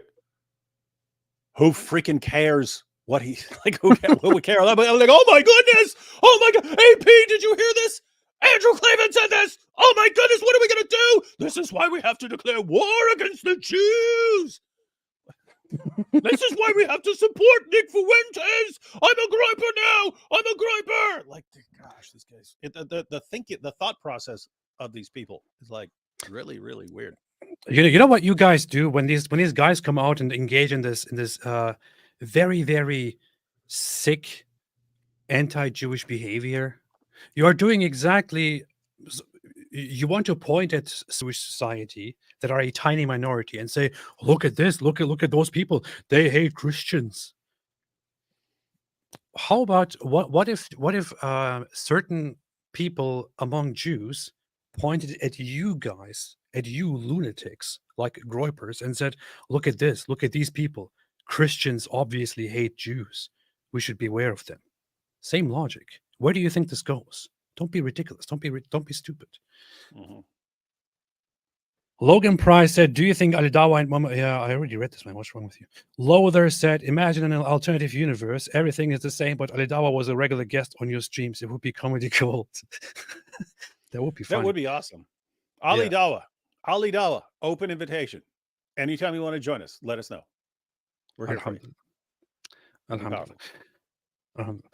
Stefan the Pelter said, "Christ." Hey, don't be having smiles to Jenna on there feeding you grapes, man. This ain't a porn channel, just so you know. Anyway, I'm trying to see you satisfy your freaky fantasies on our channel. Freaky fantasies. So yeah, no grapes, no graping on our channel. Yeah, we want to make this clear. We do not tolerate grape on our channel. We do not tolerate grape on live streams. We don't welcome this. You can keep that on your Islamic channel. We don't support grape culture. Yeah. We don't want grape. We don't support grape culture. Grape each other on your own channel. We don't support it here. Okay, just so you know. Jack says Islam has given birth to some great comedy. Thanks for that. True. And she was 9 years old. Love you guys. Thank you so much. Love you too. Sheikh Yedik says, Poland, am I a joke to you? Yeah. This is so childish. See what we're dealing with. Hobocop says Islam's favorite Jedi, Grey Picket Skywalker. Hobocop. Being Christ-like says also off topic, but AP, where did you get the Did you make that song? The original song is a royalty-free Islamic humming nasheed song that I found a while ago, and I played it actually during a video of mine. But as I was going through the songs that I had saved on my computer, I found that and I thought, wait a minute, this sounds interesting.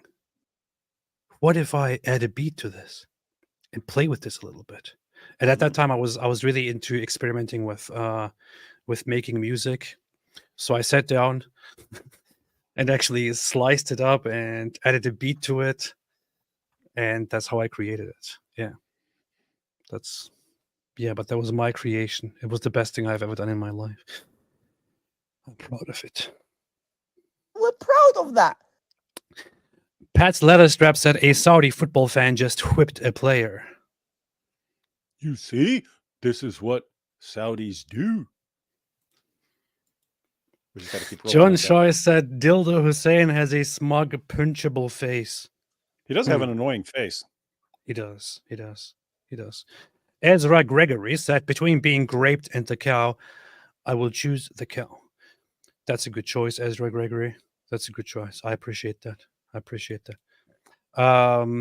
Khamenei says, just interviewed a new assistant today. He wouldn't stop stuttering, and I had to ship him off to be platinum mines. Sad. That's true. Why are you stuttering? Go top here. I will help you completely, day or night, with whatever you need. Baby. This is getting more and more unhinged here. Brother, please, we all know Egypt is a great country for Christians. It wasn't like Egypt was the heart of some pan-Arab racist Islamist movement. Nah. Indeed. Yeah, the site of multiple terrorist attacks against Christians and so on. No, never. And it's not one of the places where they'll kidnap Christian girls and forcibly convert them. Nah. It's not the place where Coptic Christians had to start covering their kids in these kinds of tattoos so that when they get kidnapped they could actually identify them. Nah, none of that stuff, happened. right? Never happened. No, anyway. it's the Jews. It's the Jews. Ali Dawa to Daniel, who picks on Jews. Grape me like one of you. I'm not going to read this. Okay.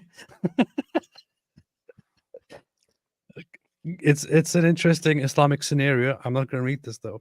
Did you guys hear about the Candace Shapiro debate? Will you react? Is it actually taking place? Did it already happen? Candace Shapiro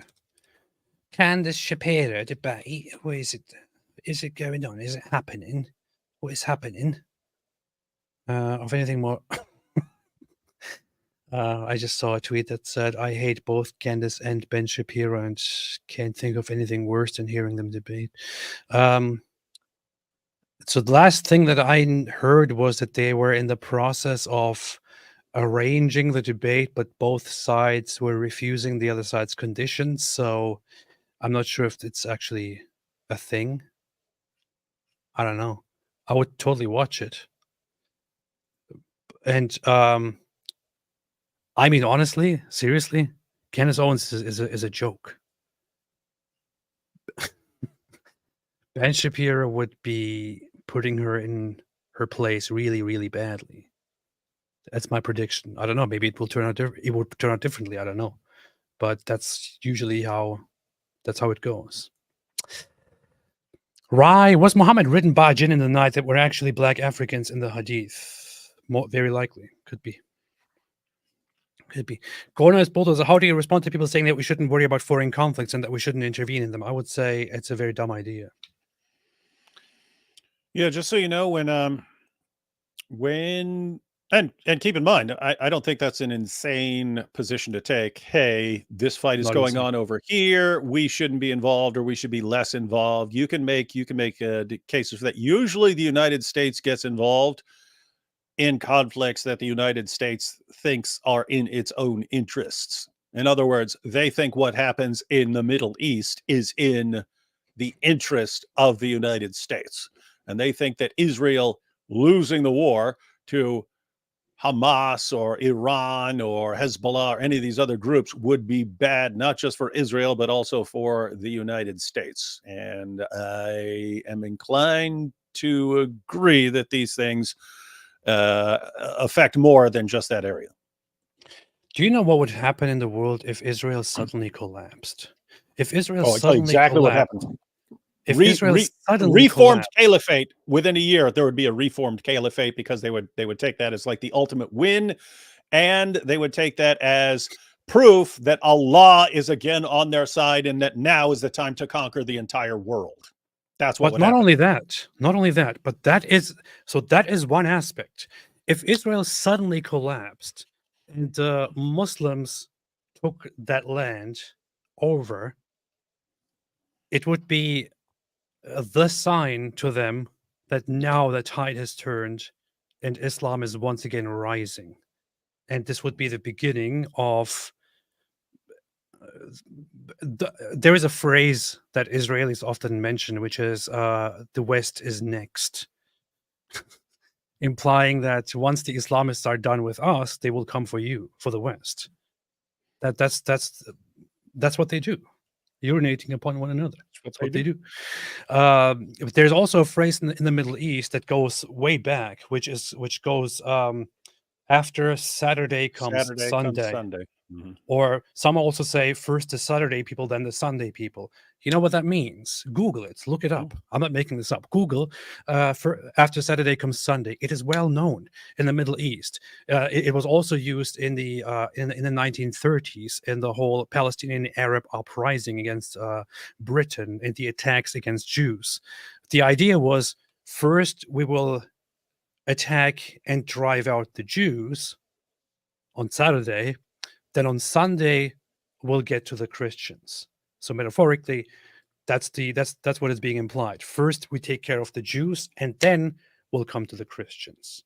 Well, once we have driven out or killed the Jews, we will kick out or kill the Christians. That's a general sentiment. This is also a sentiment that many people in the Middle East who are not Muslim, who are Christian or Jewish, are familiar with. They are familiar with this phrase, which is why not everyone is a great fan of Islam.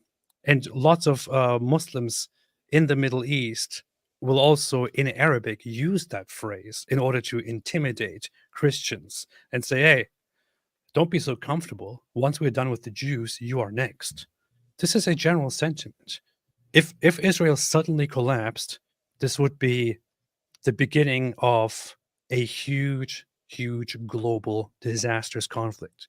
But you know what? That's not even all there is to it. Forget about Islam, forget about Muslims, forget about Arabs and the conflict and all that. If Israel suddenly collapsed together with its entire industry and scientific advancements and contributions and so on, this would lead to a massive, gigantic collapse in technology, in security, in defense technology, in worldwide products, beginning with the tech sector, but also many other sectors in the world. Suddenly, lots of stuff, including computers, would be left unserved, stalled, starved, poor. And that's because Israel is actually contributing to the world greatly, hugely, whereas the other side is not doing anything for the world. I'm sorry, the other side is not doing crap for the world at all.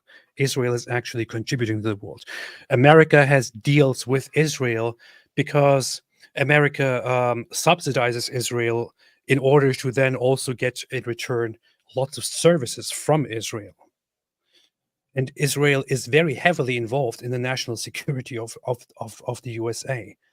America isn't just saying, oh, yeah, we just want to support Israel just for fun, just because we like it. We're not getting anything in return. Let's just do this. Let's just give them all their money. That's not how it works. America is looking out for its own interests and is doing so quite well. And Israel is a very reliable partner in this exchange. So it's a ridiculous idea to just say, you know what?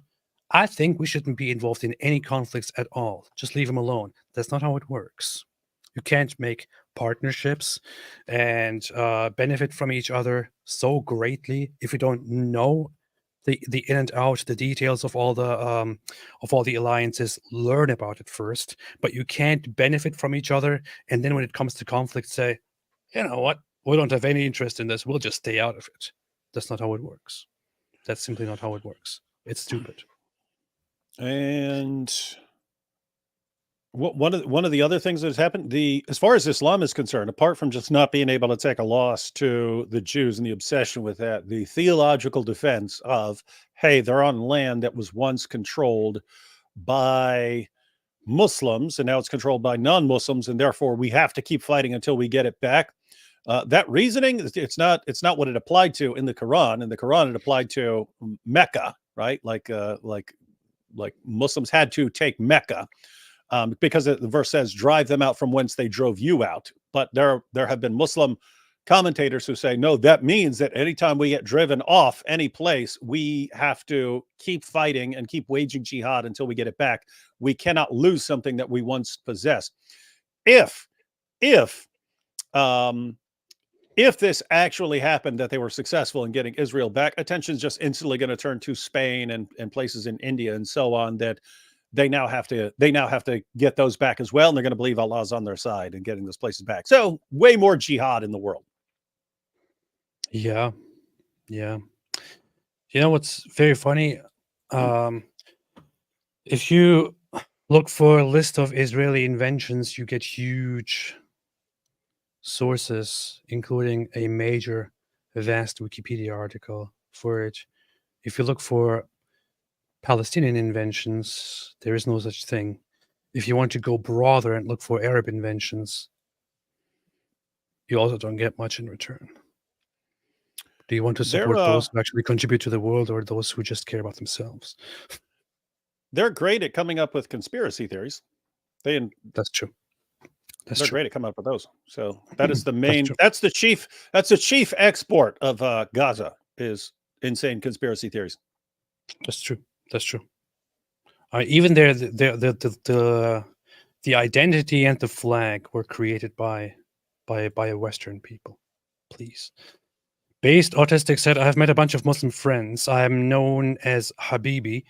And one friend has become Christian, but he's still afraid to come out publicly. His family is from Pakistan, and I'm not sure what to say because I understand his fear. That is a problem. It is always a problem that you have with people who convert from Islam to a different religion. What do you want to say about this, David? Yeah, that is that's going to come down to a person-to-person thing. And there are people who say, no, you should just run out and start preaching to everyone and announce what's going on and so on. And there were times when Jesus said, hey, not my time, and would go. He'd get out of the place. He'd get out of an area. So yeah, I don't think it's clear that you need to instantly go out and become a martyr as soon as you convert to Christianity. In fact, I think that would be bad if you just started going around putting yourself in situations where you're going to be martyred right after you become a Christian. Murdered? Don't get murdered, boy. Yes. Matt said, Austin reports of oppression against Armenian Christians by the Israeli government and Jewish investment firms trying to push them out of the old city. Fake news.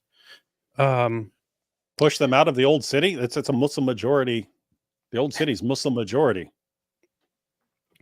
Old city is, I think, 90% Muslim. No, close to 90% or something. I don't know. I'm not exactly sure about it. No, it's not that much. It's like there are 30 some thousand people in the old city, and 20 some thousand of them are Muslims. So I would guess somewhere around 2/3, or about 2/3 of the population. Yeah. The only thing about the Armenian Christian, the Armenian quarter that I know is that the Armenian quarter is the only part of the old city where there are actual restrictions in place for non-Christian or non-Armenian people, or people that are not part of that group, which I guess has a background in the Armenian persecution and persecution of Armenians and the Armenians settling in Israel. I'm not entirely sure about any of that. We'll have to look into that. That's not what I'm familiar with. Stefan Milojevic says, are you kidding me, bro? Bombardovai Srbije je totalno upedi za... I have no idea what that means. I would have to translate this. It's getting very rusty. I can only read a little bit of the alphabet here. But let me I can see say it. It's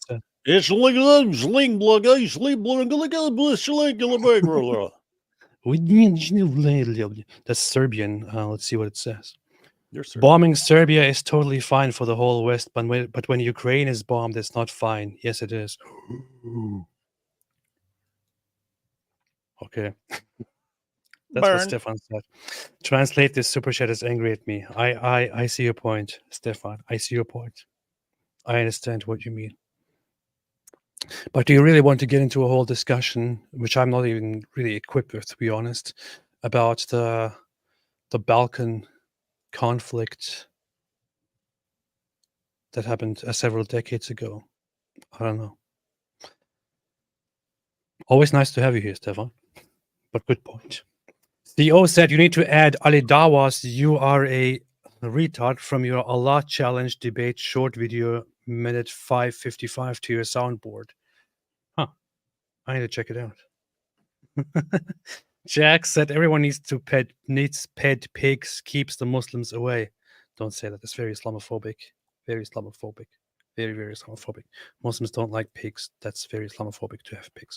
Jolly good day to you both, said Joe Malik. Thank you so much. Appreciate it. Okay, I want to go. I want to leave. It's too much now. Ayatollah Khamenei said, me when shaitan farts in my ears and peace in my ears. Brother, ooh. Ew. Brother, ooh. Ooh, what's that, brother? Ew, brother. Sid Dave said, if Mohijab was born in Mo's time, Mohijab would have happily married his daughter to our beloved Mo and let her become a right-hand possession. He would have probably done that. That would probably have been an honor. It is for me an honor to have my little daughter married to the Holy Prophet. Papi Cthulhu says, jizya for the cult daddy, AP. See, this is what I mean when I say it's just getting unhinged. AP, have you come across Peter Boghossian's stuff, especially about Jew hatred in the West? I have come across some of his stuff in the past, not in this context. Have never really looked into his stuff, however. And neither has David, unfortunately. He was the one doing that famous interview with Richard Dawkins where they were trying to figure out what would qualify as evidence for the existence of God, and they concluded that nothing would. Like it wouldn't matter. Like even if God wrote a message in the stars, they're like, we could say that powerful aliens did that.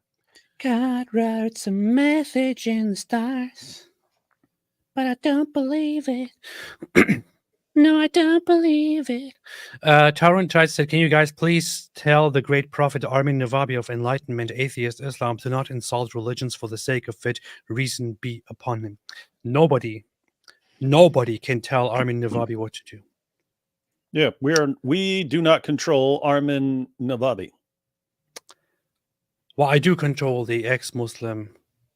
Oh yeah, community. Yeah. I keep forgetting that you are the chief leader and official spokesman of the ex-Muslim community. I keep hearing. I'm the face and spokesperson of the ex-Muslim community. In fact, everyone who becomes an ex-Muslim has to register with me, and has to let me know, and I have to authorize what they can and can't do, and so on. Except for Armin Navabi, I can't control him. Nobody can. So I'm sorry. Sir Dr. Whitebeard said, shout out to the homie Goat Hub, code Aisha's Goat for a free hoof pick. My baby. So stupid. My baby goat started posting vids. I know the Abduls are excited. 5 silver pesos said, what's wrong with Gilbert Grape? Hey, I watched that movie a long time ago. I thought it was called What's Eating Gilbert Grape. Was it What's Wrong with Yes. Gilbert Grape? It's What's Eating Gilbert Grape. What's Eating Gilbert Grape. That was an odd movie. I saw some of that. That's before anyone knew who Leonardo DiCaprio was, but I didn't see the whole thing, but I remember watching that when that was 1993. So that was before I got locked. I remember thinking, gosh, this kid can act. Yeah. That's pretty promising. Immortal 17 said, unsubscribe to David Morningwood as he stopped doing his Islam is not for me outro, which means he realized Islam is for him. You see? That is. it's too powerful. This is, in fact, guys, there will be a video up on my channel tomorrow about me believing in Muhammad now. Alhamdulillah. Gampik made a super chat. Thank you so much. Appreciate it very much, Gampik. Ayatollah Khamenei said, grape you nut. Giggity. Nut. Those were times. Immortal 17, Aladdin, if you're watching, here is an honest advice. I think you will find more success in an ASMR channel. Ex-Muslim content is not for you. I don't know. Maybe you could just do, how about, let's put a little twist on it and do ASMR ex-Muslim channel. Alhamdulillah. See? This is the wisdom of Allah. Egyptian prince said, instead of laughing and making dumb noises, actually watch the interview. I'm thinking, hey, this sounds like one of that same whiner as before. And is it? So hang on, we're supposed to decide. So we're supposed to hate Israel, and it's a requirement for being a Christian, according to Egyptian prince here. And and Tucker didn't support Russia with all that. Isn't this amazing? I mean, well, look at all these groceries I got. Oh, what about this bread? Oh, everything is so great over here. Look how clean things are. Oh my goodness, look how orderly everything is in this train station. Why can't the United States be more like this? Why can't we be more like Russia? We need better leaders just like Russia. He's not supporting Russia. He's not doing it.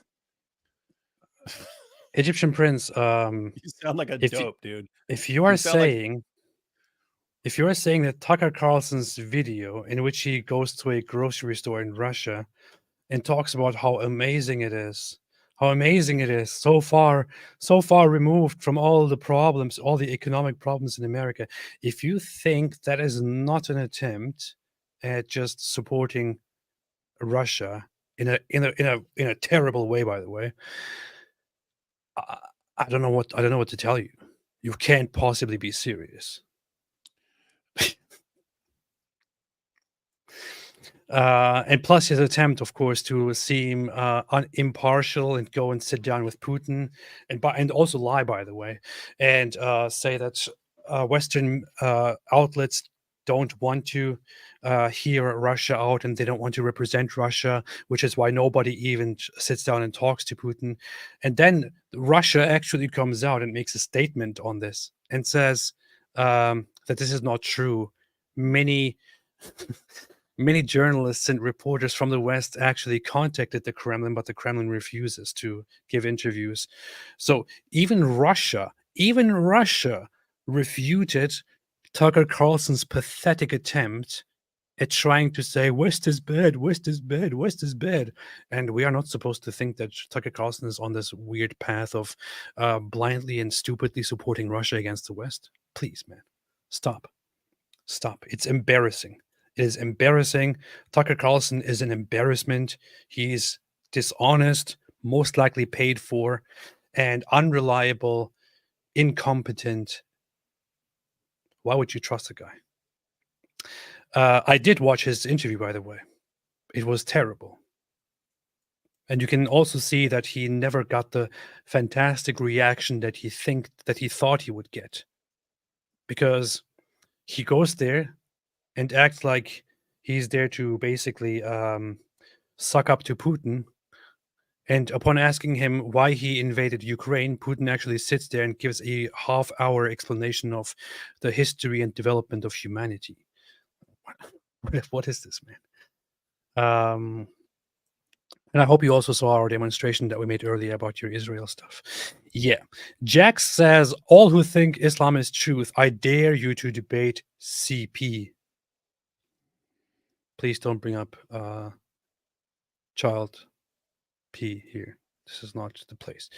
Grace S said, did you notice Jay Dyer is pretty anti-Israel, more into the conspiracies in regards to Jewish people? Curious if you thoughts on that. I am aware. I know that Jay Dyer is one of the people who have very strong opinions on things that I would heavily disagree with and that I would say are baseless conspiracy theories. I have always known that about Jay Dyer. Nevertheless, I have a lot of respect for Jay Dyer because I think despite our disagreements on certain social, political, religious, philosophical things, the guy is extremely intelligent, and it's always a pleasure to interact with him. And he has been, in our interactions, nothing but charitable and respectful with me. And I have been with him as well. But yeah, of course, I know that I'm aware that he has his theories about Israel and all that. And actually, it recently came up that I should have a conversation with him about this. Not sure if it's actually going to happen, but could be a thing. But I love the guy. I think he's incredibly smart, and even people like that can have ideas that I think are totally misguided. May Allah guide him. Eli Shamoon made Eli made a super chat, said love you both, and made a big super chat of $200. Always very much appreciated. Thank you so much for supporting this channel, despite the fact that we also get heavily funded by Mossad all the time per second. $5 per second actually per live stream. So it's big money, but this helps too. Thank you so much. Appreciate it. Appreciate it so much. And always good to see you here. Much love, Ellie. Yeah, David is there flashing his $50 that he just got from going live from Mossad. $50, 50 shekels. Oh, 50 shekels. Sorry, yeah, 50 shekels. Yeah. What's a dollar? No one cares about the dollars. We care about the shekels. That's true. That's true. Knows too much said Groiper, Jesus is king. Me, your king is a Jew. No, they will say Jesus was not a Jew. David, was Jesus a Jew? Yappers. How can you say that? You're not a Christian now.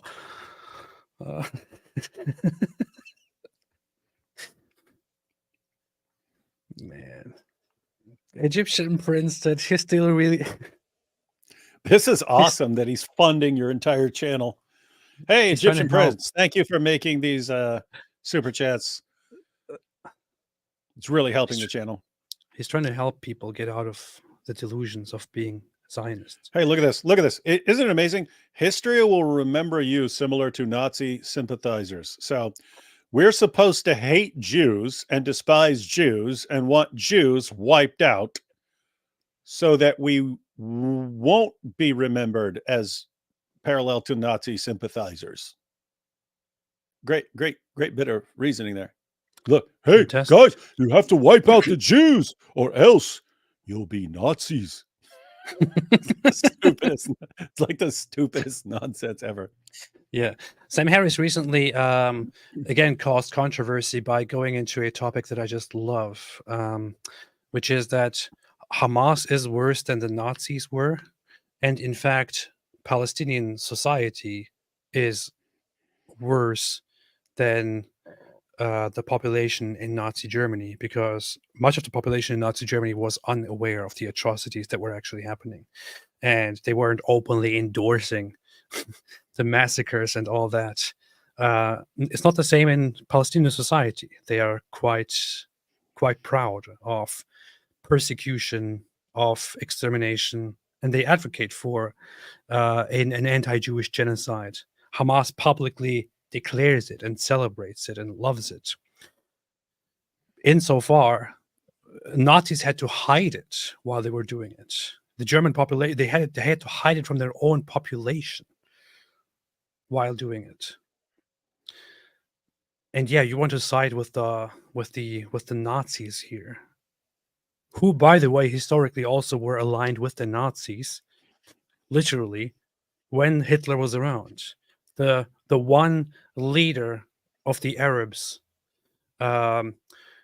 Mufti Amin al-Husseini, also known as Ryan Gosling, he was actually an ally of Hitler, met with Hitler. Hitler made him the promise that he would come and help them out, crush the Jewish element within the British-controlled Muslim world. He advocated for a complete removal and destruction of Jews, and so on. And you want to come here and talk against Jews and then also call people Nazi sympathizers for standing with Israel? What is wrong with you? Seriously. Yeah. Egyptian Prince also said, you say, thank you, and say, I will pray for you both. Thank you. Appreciate that as well. David, he will pray for us. Gan Pick made a super sticker.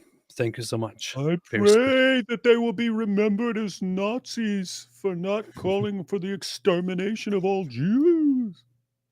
You know what would happen if the world suddenly completely threw their support behind the Palestinian movement and Hamas?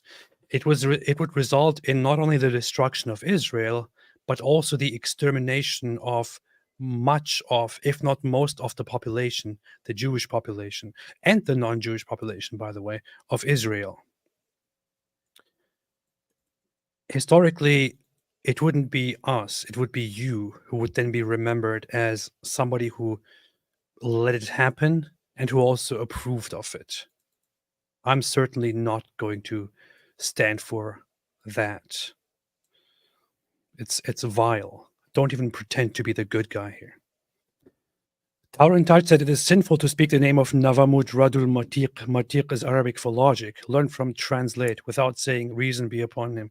Oh, okay, that's good. Rasul Matiq, I see. It's actually Mantiq. Mark Schwarzberg made a super chat. Thank you so much. Appreciate it. Ezra Gregory said video idea Farfor grapes Alidawa in But I mean, think about it. You can make videos titled that and just have someone playing Ali Dawa and then Farfor feeding him grapes. That's it. Yeah. Winnie Bear said thoughts on Sam Harris. He's the greatest. Yeah, I like Sam Harris. Always did. He can be a little bit off the mark sometimes, to put it mildly. Especially when it comes to politics. And doesn't always have the best takes. No, overall, his take was really, really dumb. Smart guy though. Awesome, like speaker. Like I don't know if he's still like this because he's a little older right now, but he used to like speak in full paragraphs off the top of his head. So yeah, smart guy. Totally wrong on a lot of things. Yeah. So what David is trying to say is that Sam Harris is basically right on pretty much anything he addresses, and I would not entirely agree with that. I'm not that much of a fanboy of Sam Harris. That said, I think the guy is very rational and smart and good, and I support his stuff. And I even have his book here. And I'm not going to shamelessly engage in fanboying over Sam Harris like David Wood does here. But I do have his book here from a long time ago, which is an interesting step, which also, by the way, starts with Islam and addresses very, very honestly the harsh, hateful, violent Islamic side I will always appreciate him for that. Because when lots of the atheists in the new atheist movements were silent about Islam, this guy spoke up bigly and kept speaking on it. Much respect to that guy. Of course, David is a bigger fan. Can't say anything about that. Jack said, David Wood, did they take Jannah from Gehenna? Of course they did. What do you think? No, that's just like the word Jannah is just like their word for paradise or garden, right? So no, Yes. no connection to Gehenna. That they took Jahannam. Jahannam is the word for hell, and that comes from that comes from Mhm. That comes from Gehenna. I'm not entirely sure about the etymology of Jannah. Honestly, not entirely sure. Knows too much said you missed 3 short super chats. Wait, let's see. Where was that? Donald Trump made a super chat here. Knows too much said this is quite a long stream, but you missed 3 short super chats I made much earlier. That's the equivalent of 3 genocides. Well, that's good. I like genocide. So, he admits it. He admits it. He is a Nazi. Alhamdulillah. Alhamdulillah. Alhamdulillah. All right. Anything else, David? Nope.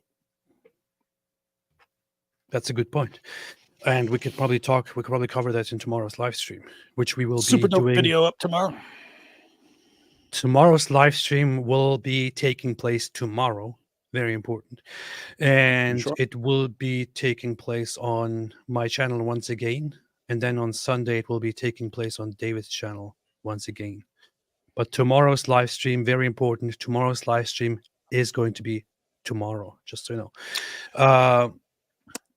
Christopher said, love you both. Thanks for all the work you all doing exposing Islam. Thank you so much. Appreciate it. Me and Nabil. Hey, me and Nabil. who's that?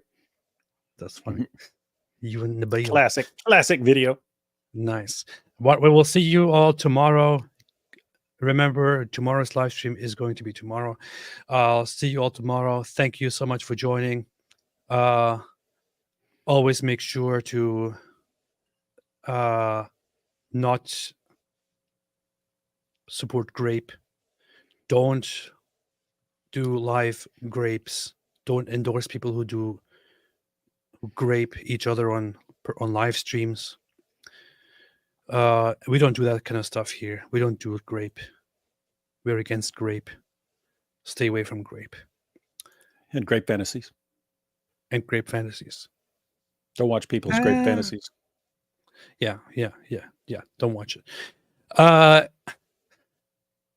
And as always, speaking of grape, stay away from Islam.